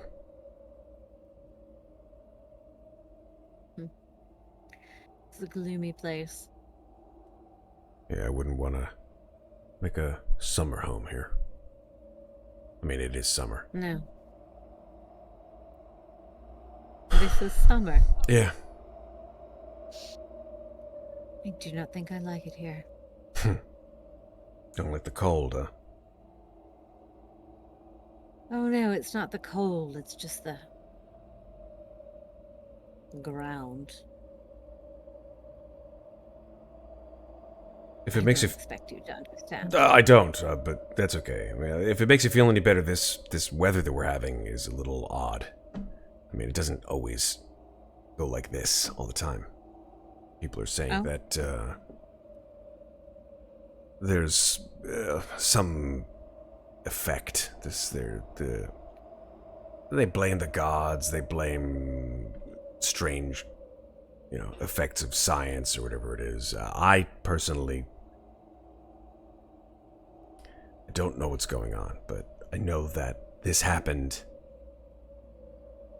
when everyone got excited about the cleric construct. This cleric construct everyone seems to be talking about.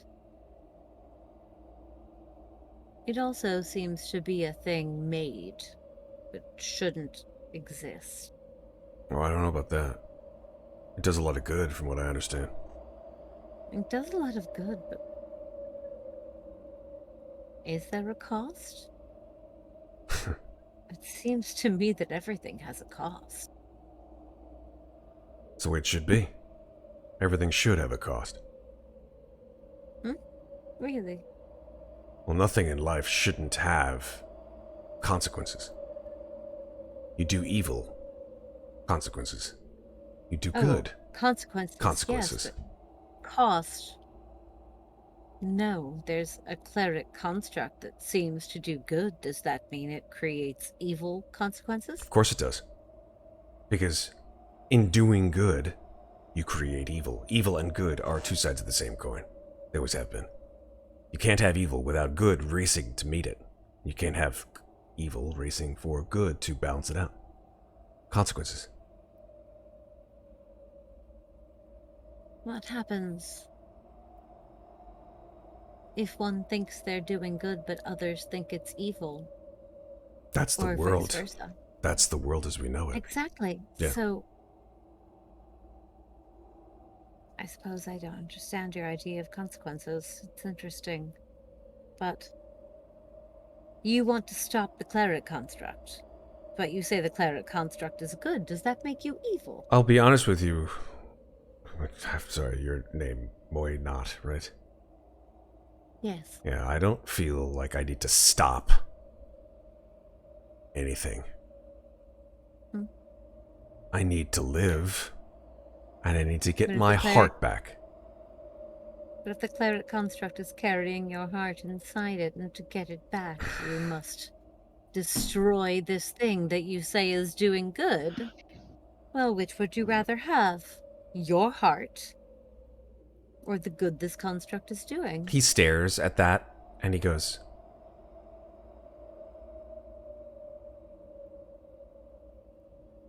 there's a lot of repercussions to being a tool. I'm beginning to understand that myself. If I were you, I would take your heart. And then I go across to the piano and begin playing. Make a quick perception check. Absolutely.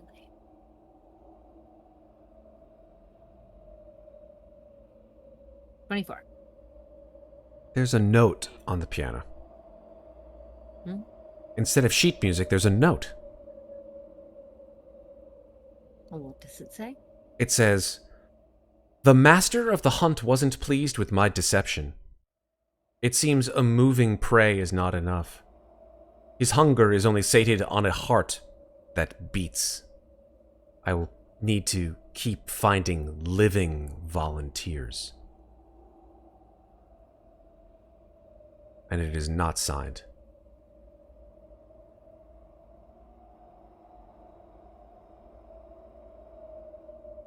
I begin to play the piano. Make a performance check. Which is not one of my proficient instruments, so I may not be great at it. But... Oh, we'll see.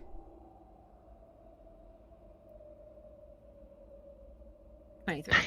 The rest of you hear the sound of piano being played, echoing throughout the entire manor. And after this ridiculous cavalcade of violence, screaming and yelling and growling and moaning, the sound of piano being played slowly, methodically, if a little inexpertly, brings you back a bit.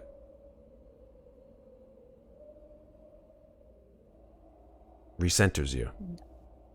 And as I play, I look over my shoulder to Sindel and I say, there's something here that might interest you. Or it might not. It's a note. Comes over. May or may not be about you. Comes over, takes a look at the note. I continue to play throughout it. He looks at this, he's like, I don't even know I don't even know what this means. Nor do I, but it mentioned a heart. So I thought you might want to see it. He leans on the piano, takes the note, puts it away. You play nice. Can I insight check him to see if he really doesn't know what it means? Sure. Would we be able to 21. enter the room? Yeah, absolutely. You guys can go in. Absolutely. Right. I will do that then. Yeah. You go inside. That's a 21 on my insight, by the way. With a 21,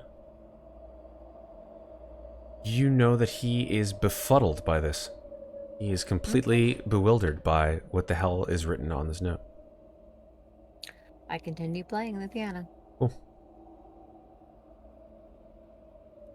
The wind howls outside, and the inside of this manor is surrounded by just silence and your music, or not. And I think, unless you guys want to do anything else that day, I'll give you that time to take not only a short rest, but a long rest, and a well-deserved one. Only thing that's left to do is loot the bodies. Good. I'm glad that you always remember to loot the bodies. As long as at the end of that rest, at the end when we wake up in the morning, I can have a spirit session. That's what I want to do. Absolutely. Louisa, does that include the zombies? As as long as Amnestria promises to come with me in case they decide to pop back up. Could you come with me when I loot the bodies? Yeah, pretty much. She would. Mikmick, what are you doing before nighty night, so to speak? I think Mikmick's going to stay the night in the lab and downstairs. Nice. Good choice.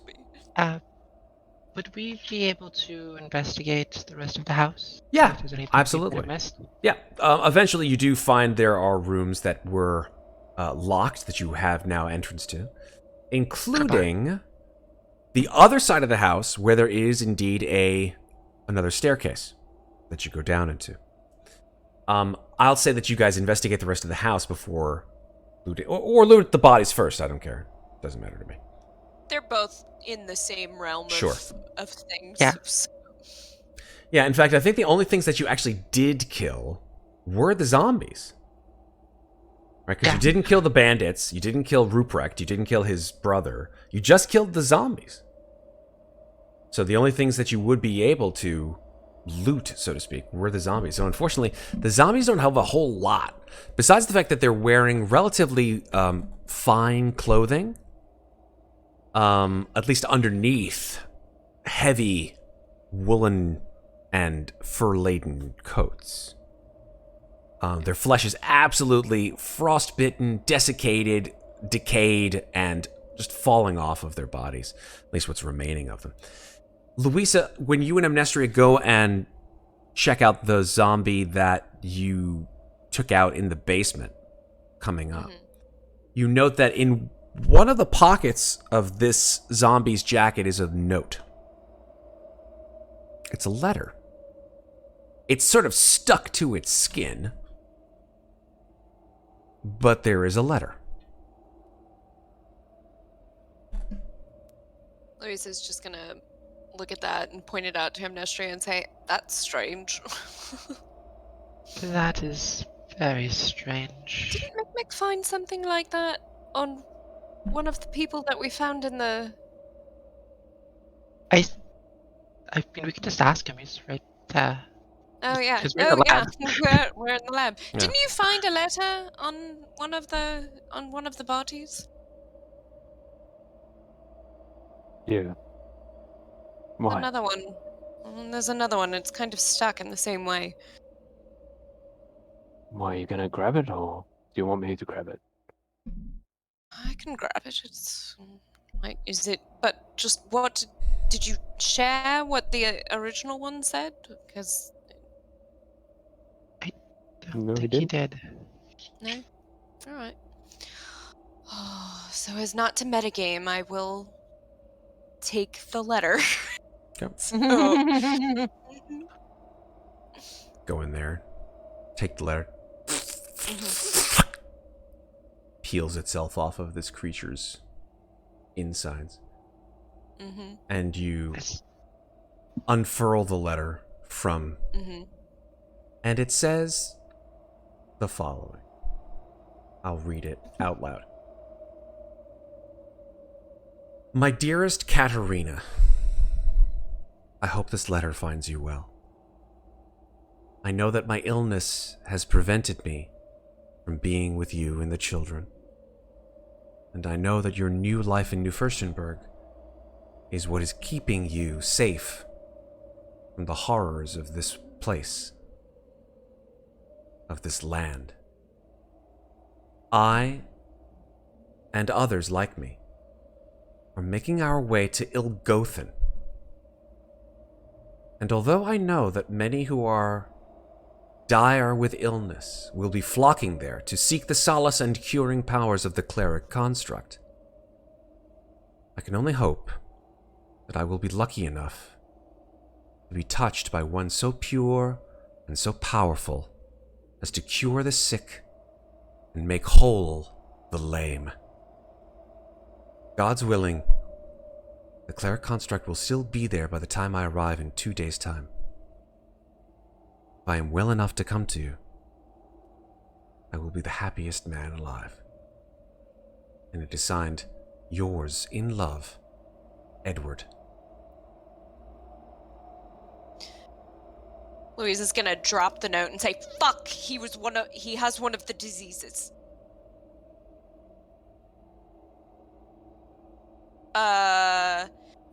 Really, the note didn't say he had any disease.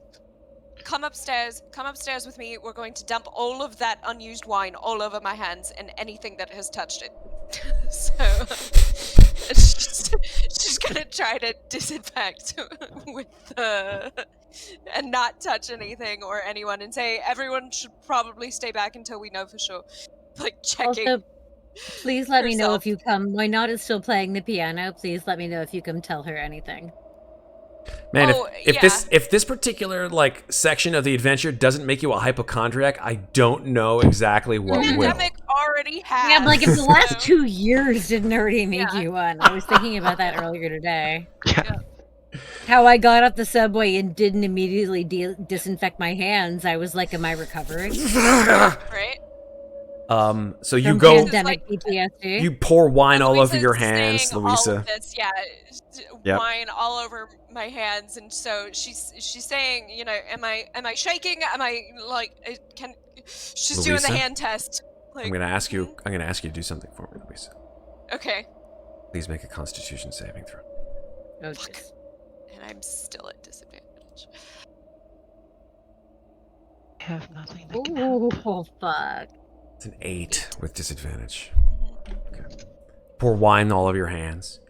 You're like, oh, I'm okay. Okay.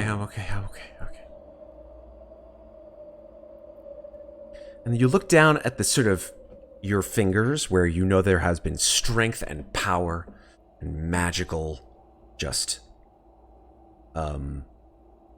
force emanating. And I want everybody to right now look at their hands. Look at their fingers, look at their knuckles, and look at I'm playing the piano. Yeah.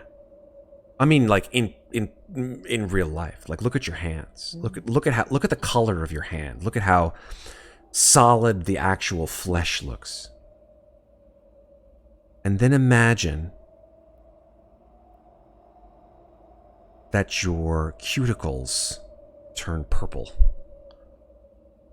And that the skin between the first and second knuckle begins to shrivel. And the skin in between the fingers, like this little dip, begins to flake and crack. And then you see that, you can now see the veins in your hands. Your heartbeat. You turn your hand over, you see the veins running up and down your arm now. I'm a pale human. I can always see that. But... Oh yeah. What is that? You should get away from me right now. I don't know what's going on, but there's get away from me. Someone please tell Moynot what's going on. Sorry. Yell to piano. Sindel turns down to the piano room. I mean, I would assume if Louisa's actually yelling that, then Moynot. Oh yeah, 100%. Then she would come and be like, I'm sorry, what's happening? There was a letter on this is what's happening, and I don't know if it's spread by touch or what, but just stay back. I don't. What did the letter say? It's from a man named Edward, who is, I guess, one of the zombies. He has a wife. He was on his way to Ilgothan to seek the cleric construct, and he hoped he would make it within 2 days' time. Obviously, he didn't. Well, then we know where the cleric construct is. Well, and I mean, we don't know. Well, this is what I have to wonder. Did the disease and the cleric construct come at the same time? Or did one precede the other? I'm only remembering our experience in Out of Game. Can't remember the country. Where was the country with all the undead? Falkovnia. Remembering our experience in Falkovnia, where, well, it didn't necessarily seem like those in charge wanted to deal with the root of the problem, because they gained their power from dealing with the problem itself. And I can't help wondering if the two were connected. It might be the same here. Why have a need for the cleric construct without disease? The root of the problem and the root of the solution might be one and the same. Tell me, I turn to Sindor, are the services of the cleric construct free of charge? As far as I'm aware. Do you know what disease this is? I think it's the wasting one. It seems to follow the signs that our Brecca told us. Do you know which came first, Sintel? The problem or the solution? Oh, the plagues came first. By how long? Months.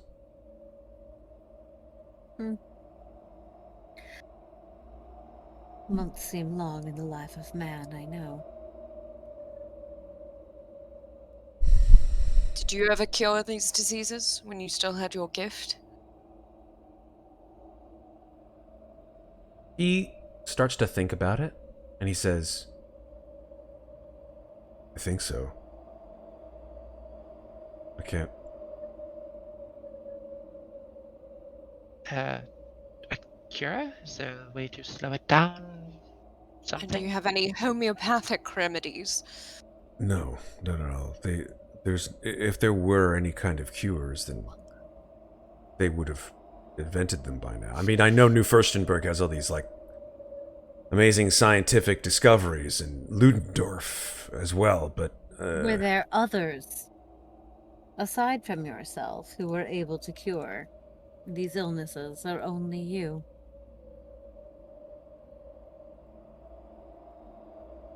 Others would try. But did anyone else succeed? I don't know. I don't know. I didn't ask. Well, so then as far as you know, you were the only one, and they took from you that thing. They took something from you. And you want that thing back, don't you? Of course I do. Well, then we shall get it for you. I shall get it for you. Because no one should have a part of themselves removed against their will. That is not life. That is slavery. And I am not a slave, are you? No. Good. We shall fix this together. Alright, well, I'm gonna get some rest. I'm gonna board up the doors in case those guys come back, but, I don't know if any of you want to take watch. Not a bad idea. I don't necessarily feel like sleeping. I'll take first. I don't really need a lot, so I'll take second. Louisa, I think you should get some rest. I can take a watch.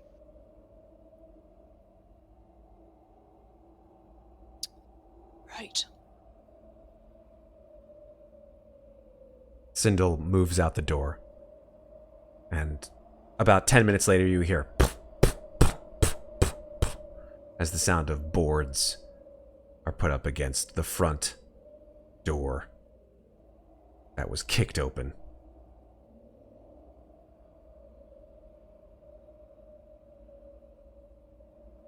And, you all get a long rest. There's actually one thing I was going to do before the full long rest. Yeah. Which I was going to cast Sending. Okay. To Arbrucker. And say, what do you know of Rupert? Or Ruprecht? What do you know of Ruprecht? That's it. Just what do you know of that was the name of that was the wizard who attacked us. Yeah. Yeah. Or sorry, I'm saying, what do you know of Ruprecht and the Corpse Collectors? That's my full message. Do you know his full name? Nope. Do you, Amnestria? I mean, I do. It's Ruprecht Antrim. Because I have the book. I guess the question is, just from a perspective, did you relate that when you were talking about yes, I did. him or not? You so did show us the book earlier. We just didn't out loud say what was in it. Okay, so fair to say. Then I would say, know. What do you know of Ruprecht Antrim and the Corpse Collectors? You hear in your mind that same sort of stereophonic voice box that says, I've heard of this Ruprecht Antrim leading a group of who he considers soldiers in his cause to overthrow the scientific communities in Ludendorff and New Furstenberg. Morons! That's it. Moina giggles to herself when he says morons. And she says out loud, oh, so they're men of faith. How interesting. And she'll relay this to the others in the morning when they all wake up. Okay. The morning arrives. The snow has not abated, but I'll tell you something else, unfortunately, that has not abated, especially for Mikmick and Louisa, and that is your conditions. After a long rest, the following conditions apply to you, because the two of you have contracted these diseases. Mikmick, you have, of course, the tremor plague, and after a day's illness, you need to make a constitution save. The difficulty is 11.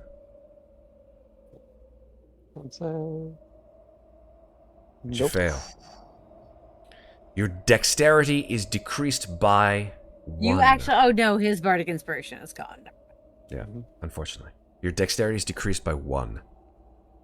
Wasn't it already decreased by 1? It is now decreased by 1 more. And an additional 1. Okay. The base is 1. Each day, 1 more. Okay. What is your dexterity currently? Well, my dexterity... Let's see, where is it? That would be 9.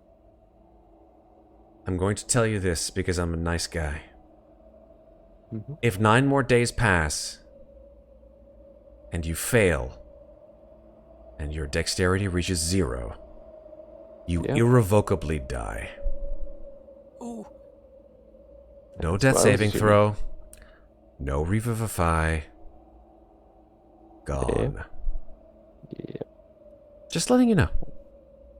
Yep. Louisa, please make a Constitution saving throw. The DC for you... Yes. No, 24 hours has passed. So your Constitution is... Constitution advantage is over. But your Constitution save is 16. Oh, fuck. That's a DC. You make it with a 20. Good for you, too. Now, the base disease with Wasting Plague is, and this is just the base, right? You find that you get a -1 penalty to Strength and Con. Is either your strength... Saves of the actual condition. These... the base disease, meaning you contract the disease, you get a -1 penalty to Strength and Con. I didn't do that because it was during a social situation. There was no need to actually worry about it. Now, is your Con or your Strength currently lower than 10? No. Good. Strength is 13, Constitution is 14. Fantastic. If either your Strength or your Con fall lower than 10, you cannot take short rests. Oh, wow. Only long rests. Ravenloft is brutal, yo. Okay. Each If day that you either are fall ill, below 10. yeah, each day that you are ill for the two of you, each day that you are ill increases the DC by 1. So, for example, because Mikmick got a DC of 11, it was because the base is 10 plus 1, 11.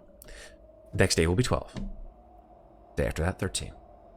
Day after that, 14, etc. Same thing for But you. if you make the DC, it cures it? No. Okay. If you make the DC, it doesn't knock off your particular penalties. That's the reason. We don't know yet how to cure it? That's correct. Are they incurable? Okay, interesting. You are unaware of how to cure said diseases. The only reason why you say, I'm not going to say it's uncurable, is because you ostensibly know that those individuals who have obtained these illnesses have gone far and wide throughout Lamortia to seek the cleric construct.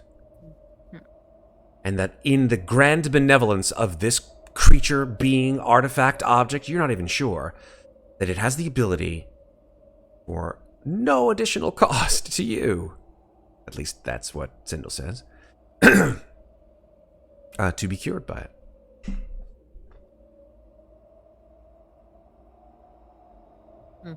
So, 2 down, 2 to go. Just kidding.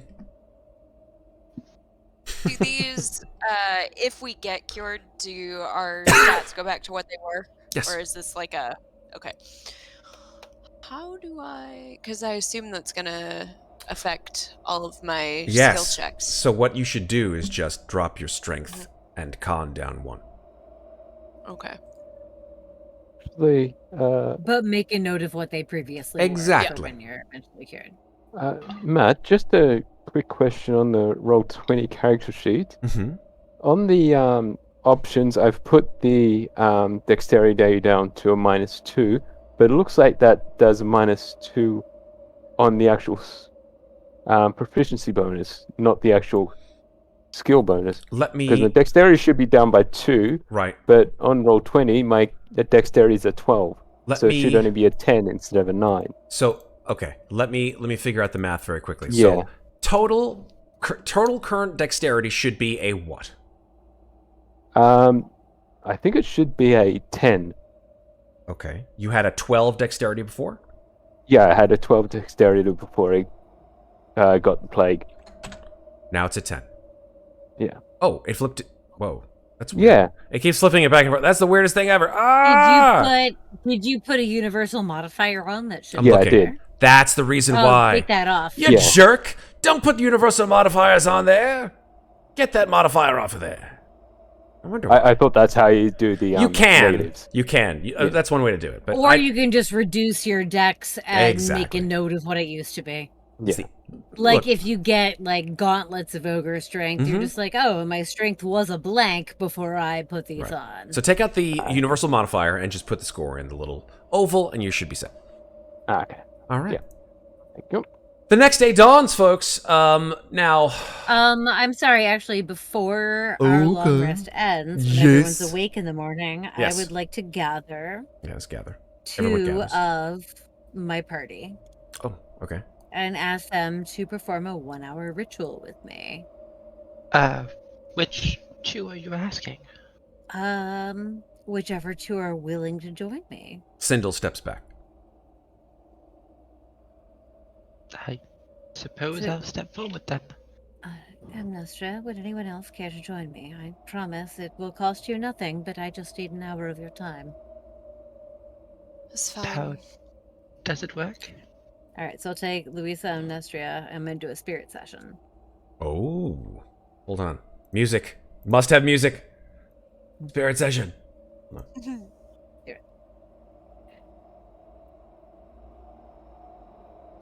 Can you take something that cures disease? Well, let me look. Actually, selfishly. Hold on. That's actually not. There's some paladin spells, right? They have to be 3rd level or below. Well, if Mikmick was there, could you go 4th? So. Nope, because it can only be of a level I can cast. Let's talk about Spirit Session, what it does. It says it provides you with supernatural insights. You can conduct an hour-long ritual channeling spirits. which can be done during a short or long rest. Using your spiritual focus, you can conduct the ritual with a number of willing creatures equal to your proficiency bonus, which is 2. Yes. Actually, it's 3, sorry, including yourself. At the end of the ritual... Yes. Right. At the end of the ritual, you temporarily learn 1 spell of your choice from any class. That's so cool. The spell you choose must be of a level equal to the number of creatures that conducted the ritual or less. So, level 3 or less. And also of a level I can cast. Yes, exactly. The chosen spell counts as a bard spell for you, but doesn't count against the number of spells. That's just awesome. Okay. Yeah. So what does this look like, Muadnhait, when you put the 3 of you in a circle? Light as a feather, stiff as a board. Light as a feather, stiff as a board. So basically, I'm going to ask the people who are casting the spell with me, which are Amnestria and Louisa. There are 2 that I'm looking at. One is Thunder Step, which will just serve us. I only know the spell for the next day. Okay. Thunder Step would serve us well if we wind up in a combat. I can not only get myself out of danger and cause damage, but take one of you with me. Or Speak with Dead if we need further information. Those were the 2 I was looking at right now. It's a huge-ass list of spells that I can choose from right now, but I was trying to look at the ones that I thought would be most useful. Mm-hmm. I'm just going to put the 3 of you... I'm going to put the 3 of you in a triangle, just because it looks cooler. You think we're going to be in a fight in the next several days? I mean, if things track, then yes, I think we'll be in another fight. Also, a Revivify is 3rd level. Yeah, but it doesn't say I don't need spell components. So you just learn the spell. We don't have the diamonds for it. It's not worth it. So I was looking at things that seem like, especially for someone squishy, like a bard, being able to get out of the way and cause damage and take someone with me if they're hurt. Like rush in, grab the friend who's wounded, and peace out while causing damage kind of thing. Mm-hmm. I think I'm going to go with Thunderstep. So, as we sit down... every day? Yes, I can. Every day. All right. And it changes every day. I only know this spell until our next long rest, and then it's gone. Okay. So I am going to sit down with Amnestria and Louisa. We're all going to hold hands. I will... I don't know if that's a good idea. I will... disease and necrosis and disease and necrosis. Amnestria may have gloves on. It's fine. We'll put gloves on Amnestria. Louisa pulls her sleeves down over her hands and offers her hand. Why not offers Amnestria a pair of gloves first? I have gloves. And then places her skull-focusing skull in the middle and places a candle in his mouth and lights it. And then takes the hands of the 2 and sort of looks up and says, well, this is odd for me. The hand holding? Or... No. I've never really given much thought to those who've gone on. They go on and then that's it. But something draws me here and to this. And so my sisters from beyond, the brethren I've sent the deeps, I ask you for a boon. You have knowledge, and I have need of that knowledge, and in this moment, I ask you to think back, my brethren of the deep, and ask yourself, are you where you are meant to be?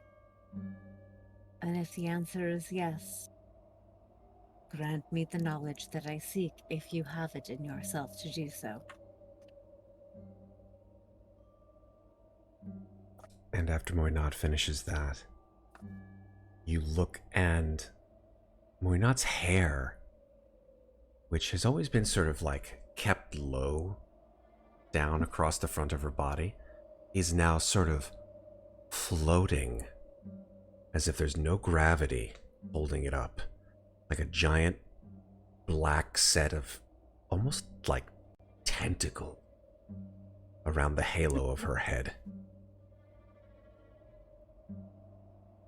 And she's like vibrating very, very, very, very mildly. And then her eyes open. And Moynat, you feel in breath. your mind, yep, absolutely. And you are just instilled with this power. And take your pick. Kind of look up and look down and say,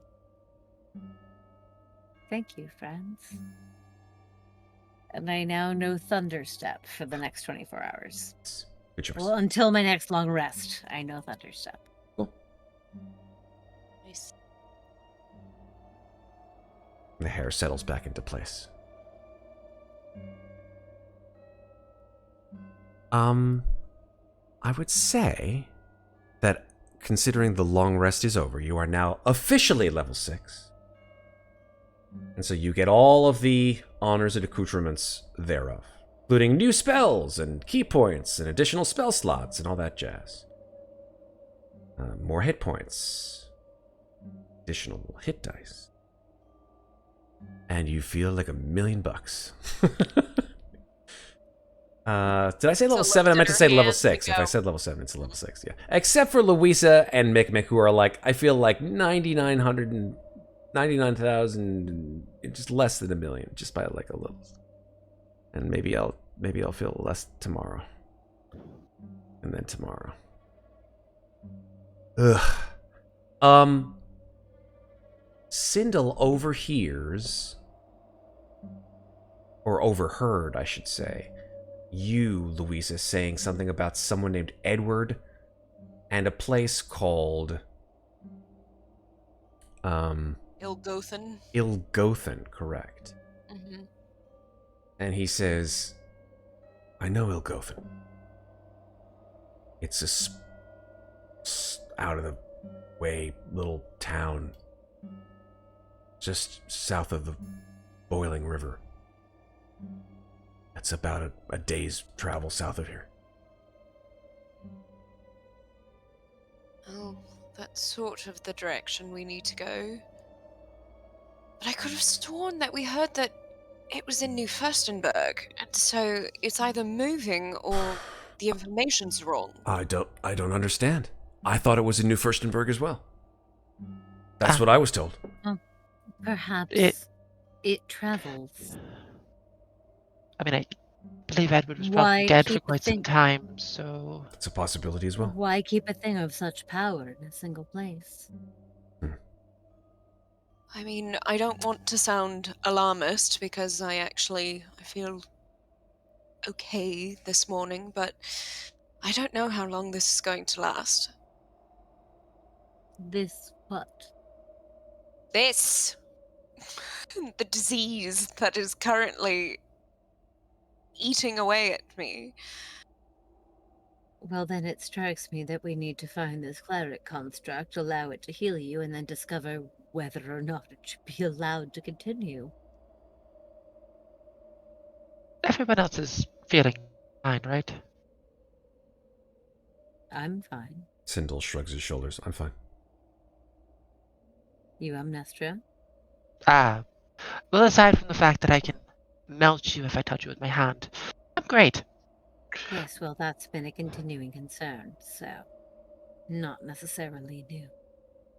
Wonder if he can cure that. That's a very good question. Also, Sindel, please don't touch me. Not her skin, anyway. I don't know you that well. Great. Well, if it seems thus far that the cleric construct is the only way to cure the diseases of this land, I fear we must find it before we can continue our current mission. Without the two of you, we are clearly lost. Particularly you, small one.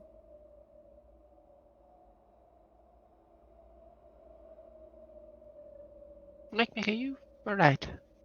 very quiet. Mikmick's still downstairs. He didn't go upstairs. Well, fair So enough then. this is the next day. Sorry. You're Yeah. still Yeah. in the Yeah. basement Are you still in the next He's still in day? the lab. Yep. Still in the As I basement. said, he's going to take his long rest in the basement. Yeah, Hiding all but- the bodies. So, Mikmick, when morning dawns, what is it that you're doing down there? Like, what have you done all night? Well, I think being down there alone all night, he has unconsciously reverted back to what he was doing in here before, when he was last here in Nolomoria. And he's experimenting a little, Oh, boy. using the resources that this necromancer had. Oh dear. While everyone is like, let's do a seance and give Muadnhait some power, Mikmick is like, yes, hearts, livers, skulls. Clovers and blue moons. That needs to be art now. I wish he hadn't told us already what he was doing, because like Muadnhait would have gone looking for him, but it's not going to end well if she does right now. So Wait, but now what I And told they one him. has are Lucky Charms? They're always after me, Lucky Charms. I mean, if we don't see him, I'm gonna go looking for him. Like, I'm gonna let Amnestria go because it's not gonna end well if Muadnhait finds that, and I don't want to do that to the party. That's fair. So. That's fair. I'm gonna go find Mikmick now. And I'm gonna go do that. Okay. Last time you saw me, he was in the basement. Yeah, that's where I'm going. So Amnestria goes down to the basement. And what does she And- see? When she gets down to the basement, Oh, boy. she sees one of the dead corpse collectors on the slab. The corpse Tied collectors down. didn't die. No, you didn't. The You ones didn't that we kill did any. before. Oh, the ones Yeah, from the ones that we- before. yeah. From before. Okay. Yeah. Cool. Cool. And to put it nicely, the corpse collector is tied down on the table with his chest cavity open. Get your X cards ready here, folks. I'm just saying. You know, if you need lines and fails, call them out. Yep. I don't, but Muadnhait does if she's not gonna murder Mikmick. Nestor is going to stop, sort of stare for a minute. Not saying anything, just seeing if he notices her. What is he doing? He is, well, trying to and unsuccessfully, trying to insert the some of the organs that were in the jars into this corpse.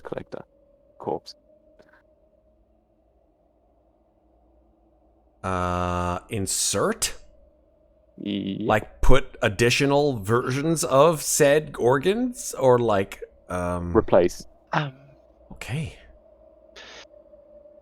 Can I make a check to see if maybe I understand what the hell it is he's doing? I'll make a sanity check at this point, honestly. I mean, it's like, okay. I don't think Amnestria takes sanity checks, to be honest. Fair. What would that be? Would it just be medicine? Yeah, medicine. Absolutely. My -1. The 12. With a 12, I think, based on your knowledge of Mikmick and knowledge of what this place is, he's doing some kind of, I mean, clearly he's doing something academic more than emotional. He's moving with precision. He's moving with speed. He's moving with a furor that you haven't seen in him but it's all very academic, if you know what I mean. He's doing exactly what he is purporting to do. I'm going to slowly approach. See if he notices me as I do. What's your passive, Mikmick? My passive is 14. Make a stealth check, Amnestria.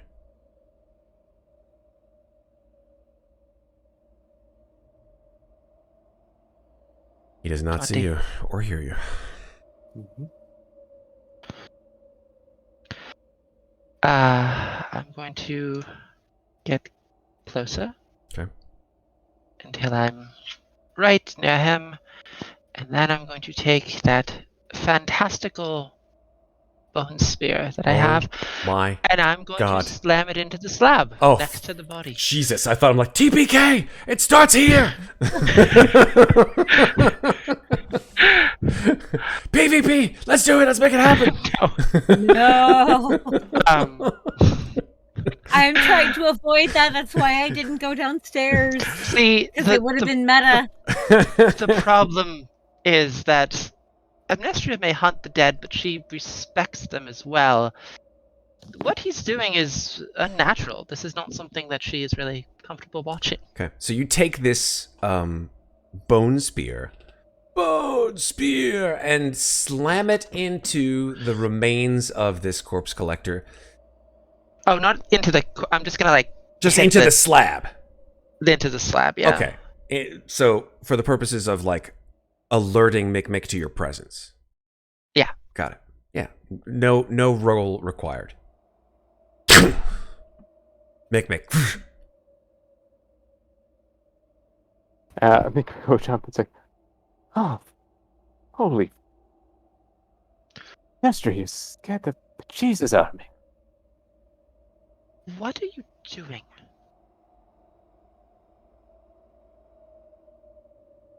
And he looks at Amnestria, then looks down at the body, and then looks down at his hands, and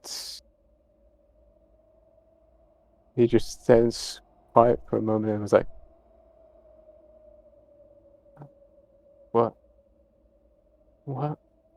What have I been doing? What? It's been an entire night and we haven't heard from you, and I last saw you down here, and have you slept? Yeah?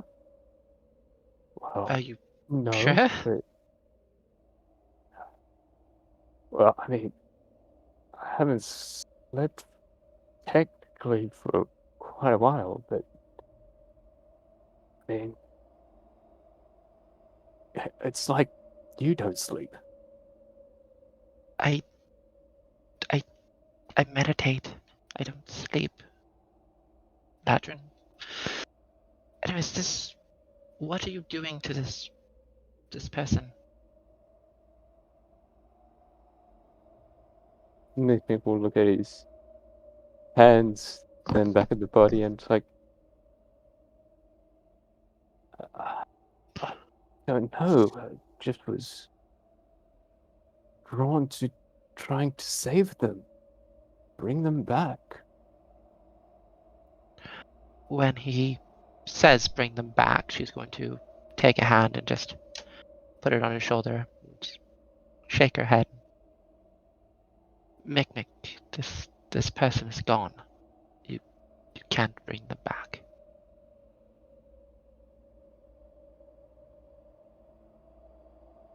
And you only get silence in response as Mikmick's mind is again racing, and he's trying to put together what's happened for the past few hours.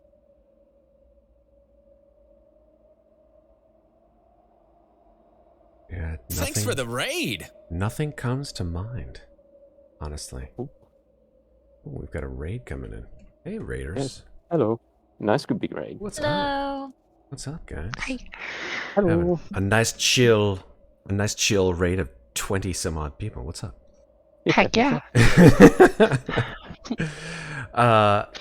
Continue, Mikmick. Yeah, no, you have zero recollection of anything that you have just done in the last few hours, Mikmick. You look down at the slab where this figure lies, like completely just zippered from nave to chops. Organs lying on the side, other organs put in. Very surgically done, if you do say so yourself. But you don't remember doing any of this shit.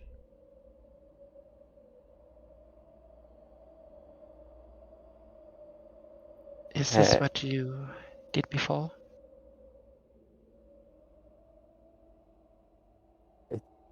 This is similar to the visions I've had before.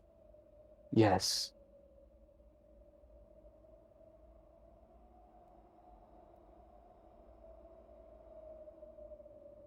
Do you think it's helping you in remembering things?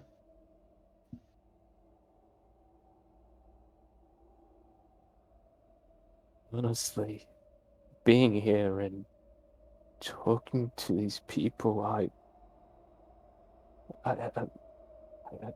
kind of don't want to remember anymore. But on the other hand, I just want to know what I've done. It's complicated. Well, I think that makes both of us in some degree.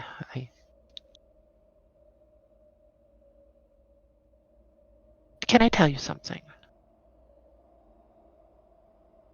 Of course.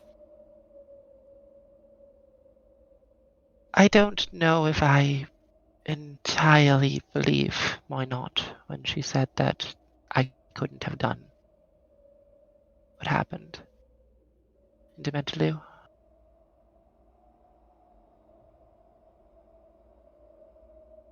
Just quickly out of character, how much does Mikmick know about what Amnestria did?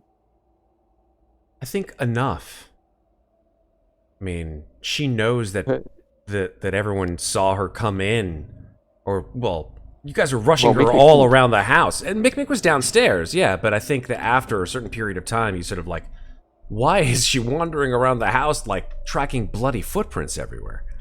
Because I think I was having a moment. I'm like, what did I say she didn't do it? I'm like, oh, yeah. Right now I remember that. Okay. Yeah, that thing. The meta. Yeah. But the thing is, once Muadnhait saw the murder, didn't think it was you. Nope. I mean, we've met Muadnhait. Does she lie to you guys? Nope. Will she lie to anyone else? Yes. Yeah. A lot. All the time. Bard! With pleasure. But yeah, because I was just wondering, Evil, because did Amnestria tell Mikmick what she did? Because I don't think anyone else did. Well, Amnestria doesn't know what she did. Right. She only knows the aftermath. Right. I think he is aware that she came back into the Mana Covenant blood. Yeah. Because I know they did have a little chat afterwards, but I don't remember how much they talked about.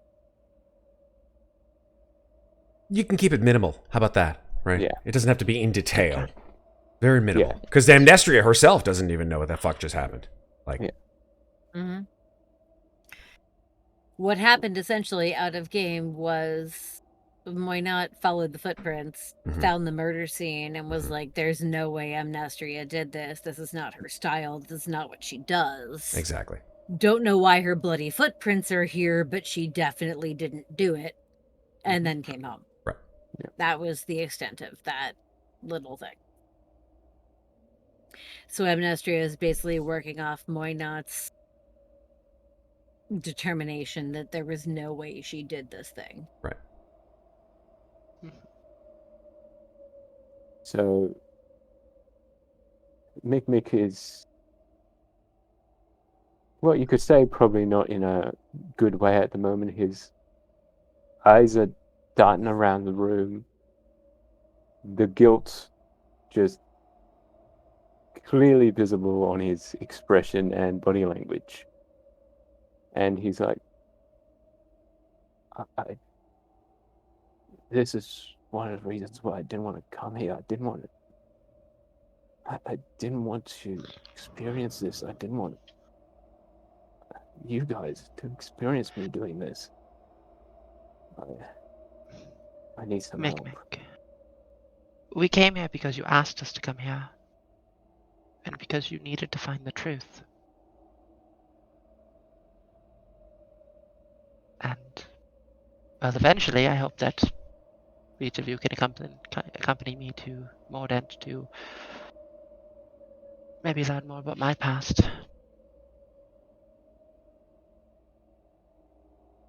That is the intention, but I think I may need to clean myself up a little bit. I think that may be a good idea, and maybe you should take a break from what you're doing and join us upstairs. Cut to upstairs. Sindel is starting to pack up his stuff. He'd get his snowshoes and all of his cold weather gear on. Looking over you, Muadnhait. You ready to go? I'm always ready to go. Okay. It's about a day's travel. You're going to be heading south. And he points at the map. And as you guys can see on the screen, that the estate that you guys are in right now is this place here. And Ilgothen is actually at the southernmost point of the boiling river before it actually goes into the delta at Lorelei Falls. So it's actually Where right. is Ilgothen? I'll draw a little dot. There we go. Give us our Indiana Jones dot. Dun, dun, dun, dun. Here we go. It's right there. And then over here's the wreck of the Highfish. That is exactly correct. So we're heading inland, but you're gonna have to head due west. Two of our party members are infected. This is also required at this point. Absolutely true. We need to get their asses sealed. Yes. And possibly destroy the construct, but to be determined. We don't know that Mikmick is infected, though.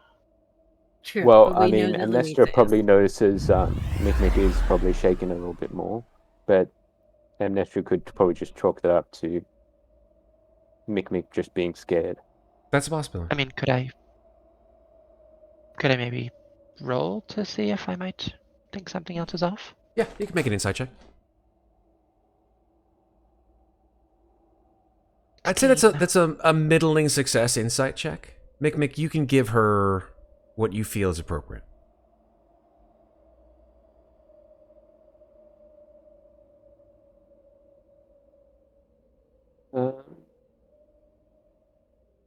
So, what is this for? Sorry, I've got a whippersnipper going in me. She's trying to determine if perhaps there's something you're not telling her, and that if there's something that... Because she's asked you a few times if you're okay, and it's... I mean, she can see you're not, but she's curious if maybe there's something else. Mm-hmm. And Mikmick will say, I'm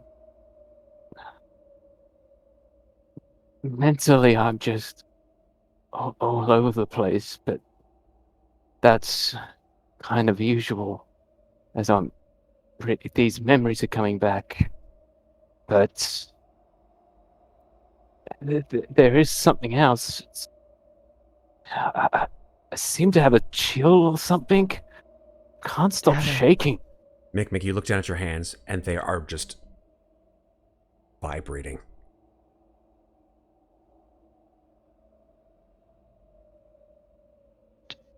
Shaking. I think Amnestria was probably going to take a step back at that point. Fair.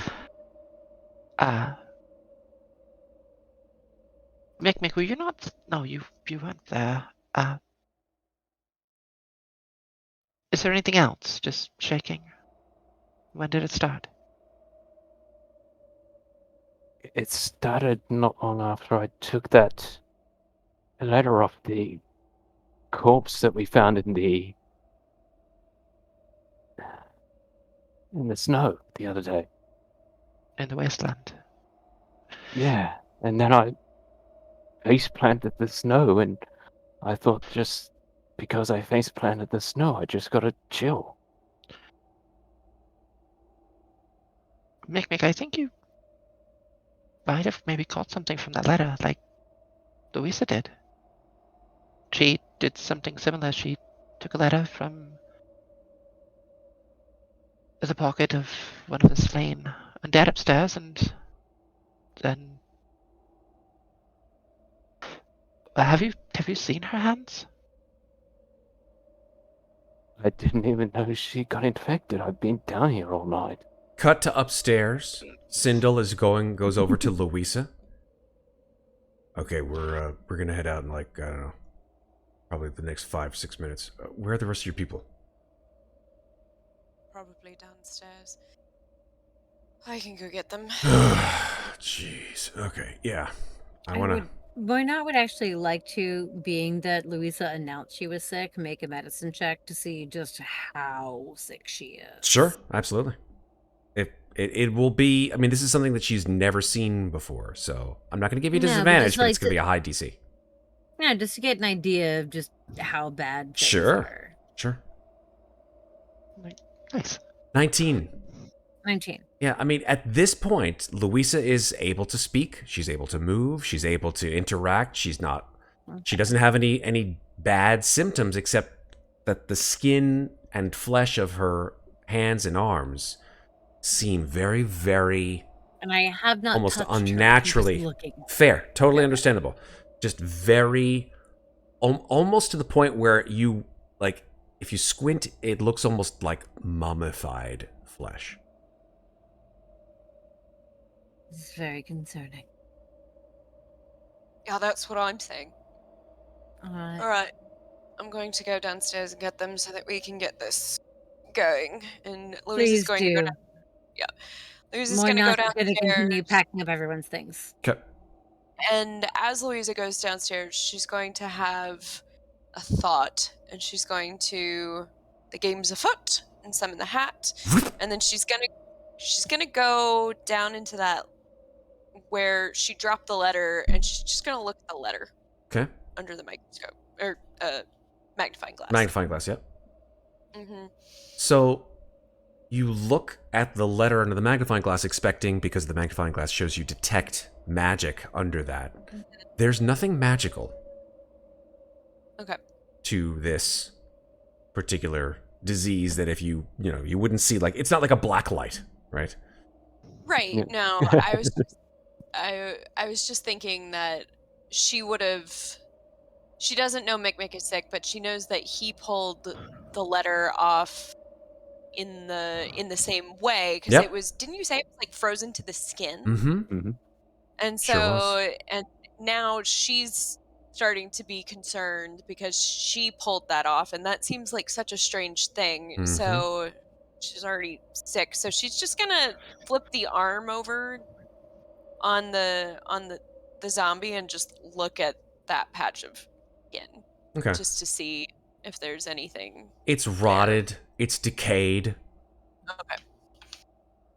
It's not like it was sewn into the skin. It's just like literally that piece of paper that was, you can see that, like, he had it in the breast pocket of his jacket. Yeah. And the flesh started to decay away so much that it soaked the garment with the decayed flesh. There you go. Sorry if I'm triggering anyone here. I'm just going into detail as to what the hell caused it. So she'll say, "Elementary, my dear Arthur," and put it away, and then go, "You two, we need to go." So.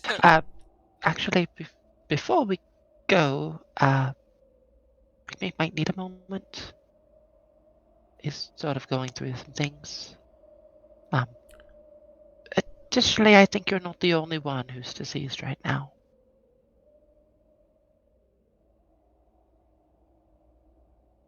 So perhaps no more taking letters off corpses. Point.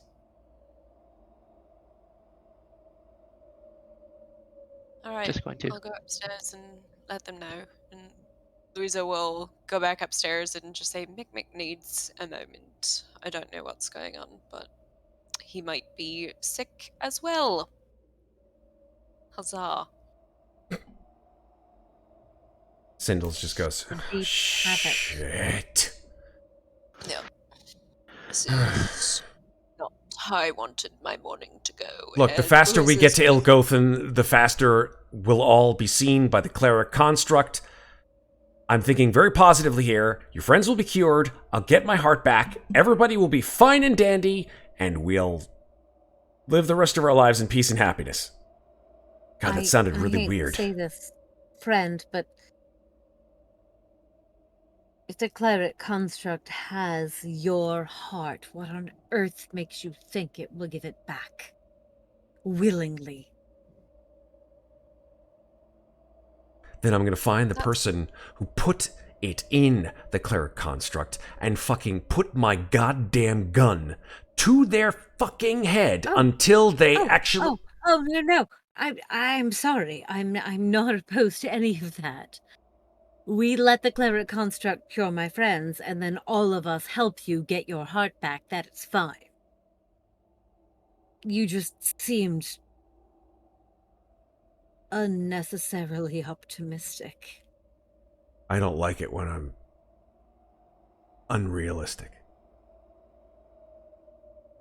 There's absolutely no way that construct is giving your heart back willingly. I don't know if it's made up as... We will take it.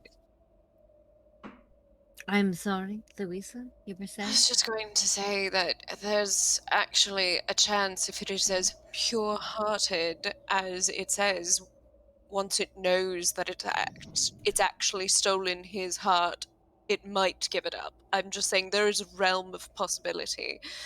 However, unlikely. My feeling it was constructed by someone who stole our friend's heart to make it. Oh yes. That person can get fucked. And she'll hold up her new... new broom! Her new staff. Yeah. And Moynat will smile with her slightly too sharp teeth and say, oh yes, they will. Mikmick and Amnestria. I was only trying to explain to our friend that... Sindel may nods. Not be that easy. Sindel nods. I'm going to go ahead and just put a button on that particular part of the scene because we're getting close to magic time here. Fair. Amnestria and Mikmick, I'm going to give you 2 minutes to close out this scene. Well, Mikmick will try and find a sink to wash up in as best he can. But there's a sink in the kitchen if you need to wash up. Would there be a sink in downstairs as well? It's like a wash basin, you know? Yeah, he'll probably use the wash basin to get the majority off. Yeah. And, I mean, I'm going to say the majority off because you can't get everything off without taking a bath, so there's probably a few blood spots still on his armor. Fair. Just to confirm, you said that the incisions on the person who's strapped to the slab, they're quite well done, correct? Very well done. Really impressive, considering your hands are shaking so much.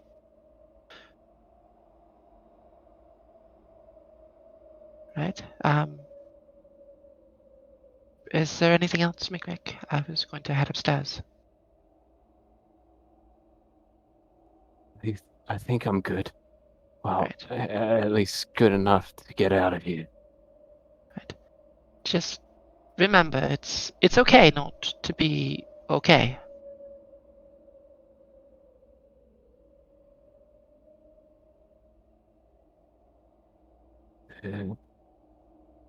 I don't think I understand, but I'll try to remember that. And If something like this is wrong again, please tell us. We can't help you if you don't tell us.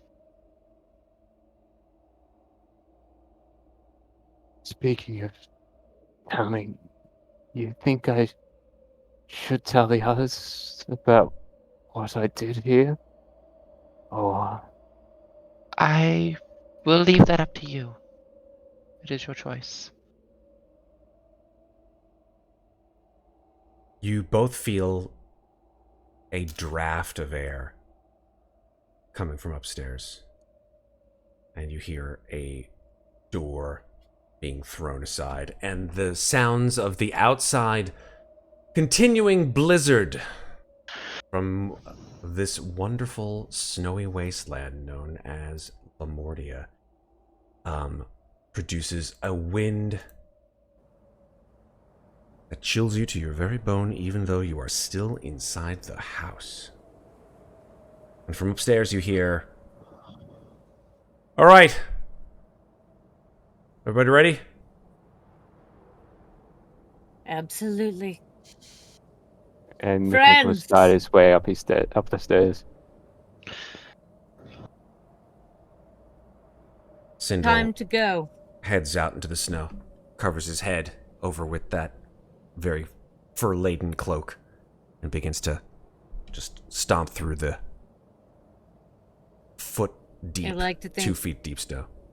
Moynot has just wrapped herself up in random things she's found around the house, so not necessarily meant as outer garments, but just whatever she's found has, like, made a hood out of a blouse and whatever, has just wrapped herself in random clothing.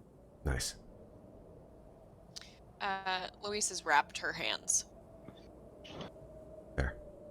So. Okay. The 5 of you walk out of the abandoned manor, leaving the door open or closed as you so choose, and head south towards the boiling river and a small hamlet known as Ilgothen, where supposedly the solution to all of your problems lies. And as the view sort of pans out from the 5 of you walking through the snow, we pass south through the frozen air, passing over miles and miles of rock, ice, snow, frozen tundra,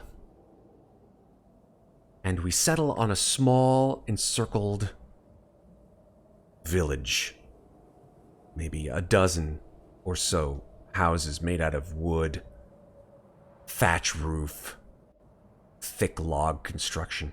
A couple of large buildings stand out, one of which looks kind of like a, doesn't look so much of like a church, it's more sort of a large, like almost sort of like Western European log house, like a town log house. I'm trying to remember the name of it. It's like a boathouse more than anything else, actually.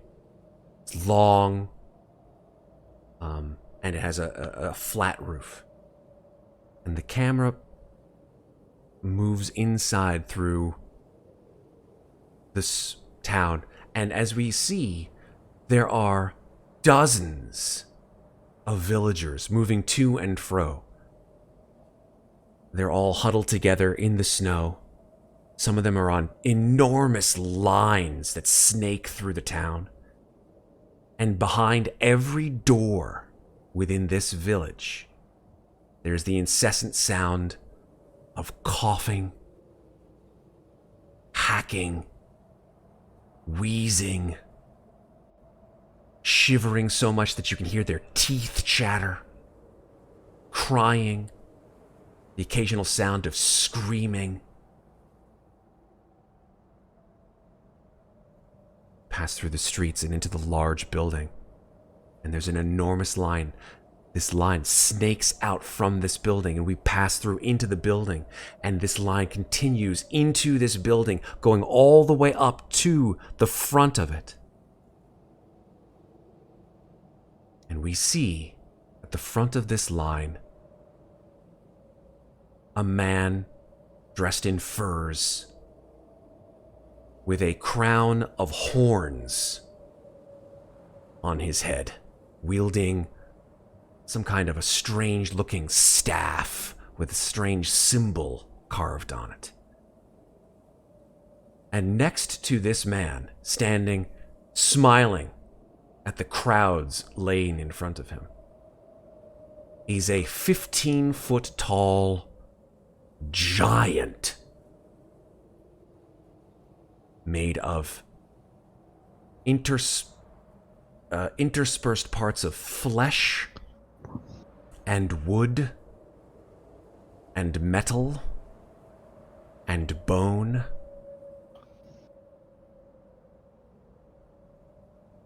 And as the camera pans up to the last thing we see in tonight's episode, which is this creature's face, it is crying.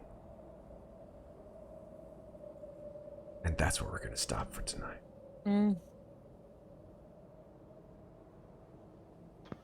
Just a real happy ending all around for everybody.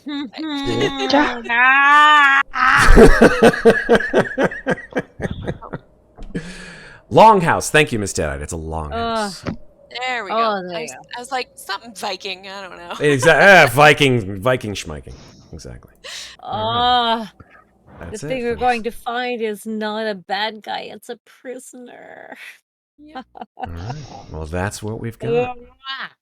That's what we got for tonight, folks. Thank you all so very, very much for watching tonight's Ravenloft Domains of Dread. Thank you so much for all the people who came in from the raid. That was super fun. I hope you guys enjoyed Thank you. the stuff that you were able to see. Yeah, it has. Most of you guys are here. Awesome. Hope you guys enjoyed being here and hanging out with us on Slices and Dices. We stream every Thursday and Friday. Most role-playing games that we play are either... let's see. What do we have on our cavalcade list? Aliens RPG. Alien RPG is next week. Yeah. But we've got a whole lot. I mean, we're finishing Burn Bright next week. Yes, Burn Bright. Finally. So, like, in the list, like off the top of our head, obviously, continuing campaigns of Dungeons and Dragons, Alien RPG, Burn Bright, Magi Knights, which we just had last night. It runs the gamut. Call of Cthulhu's coming back. Merc-Mori on the 21st. Yeah, one-shots. They happen all the time.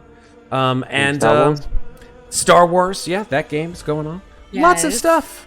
Lots of stuff coming down the pike as well. Blade Runner RPG. Everyday Heroes coming in December. Oh, I need to know when we're doing Blade Runner. Oh, yeah. Fuck yes. It could be probably around Christmas time. I got to work it up. Savage Rifts. Nice. Absolutely.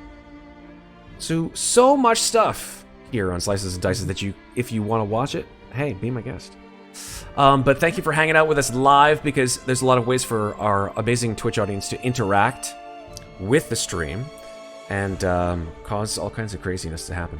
But that's not all about me and all about you. It's about these folks, the players in the game. So let me tell you who they are by pointing to them and calling out their names.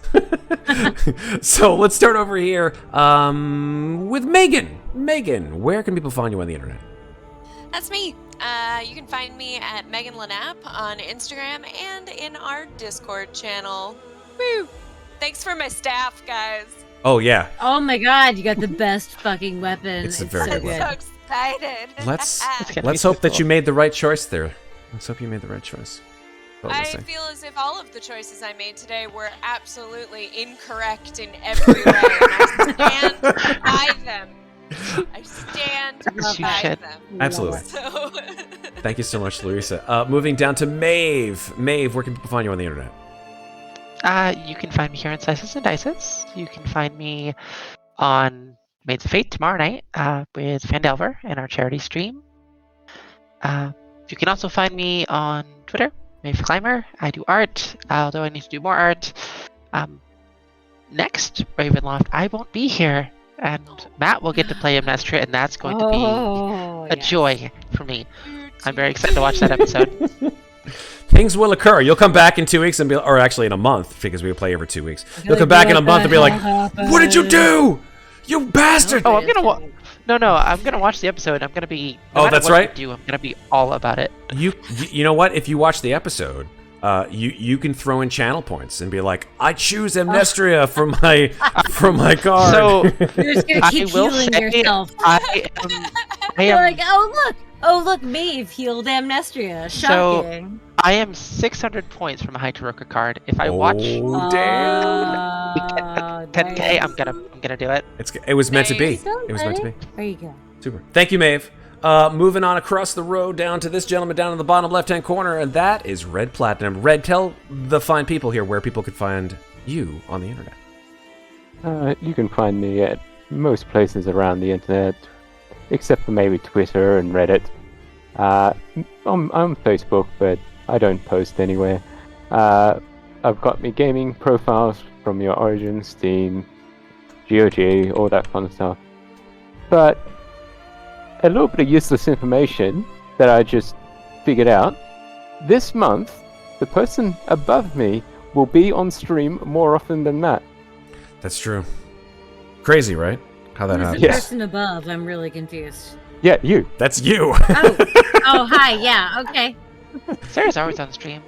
She Yeah. is. Who's going to be on stream So more is often this than guy. Matt this month? She is. Which I'm all right with. In fact, I completely am in favor of that. I want more people to run games. I want more people to, take the bull by the horns and Actually, kick it up a Matt's notch. in my game. So, but Matt's not in Burn Bright. So I'm okay. not. No. I'm not. No, Matt's in Burn Bright. What But- the fuck am I talking about? Right, He's but- not in Star Wars, though. I'm not in Star Wars. Oh. You are. Oh, okay, fair. Yep. Yep. All right. And he's not in Yeah. Savage Rift either. That's true. I'm not Yeah. in Savage Rift. I'm just the person behind the screen who's just doing all the stuff. So yeah. Anyway, thank you so much, Red. And now let's flip over to our last person who played. Hi. Why not? And that is Sarah. Sarah, where can people find I'm you getting on the attacked by a kitty. internet? Amazing. Hello, Brutus. God damn, that is a cat and a half. Mad. He is. That's Brutus. I'm Sarah. You can find us both on Twitter and Instagram at Lovely Llama, on Reddit at Lovely Llama with 2 L's in Lovely because someone stole my username, those bastards. And you can also find me here on Slices and Dices pretty much every Friday. Next Friday for the finale of Burn Bright, finally happening. Yes. And then the Friday after that, Ravenloft again. The Friday after that, Merkborg, Yeah. which looks like Morkborg, but is actually pronounced Merkborg, which I will be running. Yes. Where I'm going to try to murder everyone as much as possible. I cannot Do wait. it. Please. I Will there cannot be wait. prizes for Coming people that out. don't die?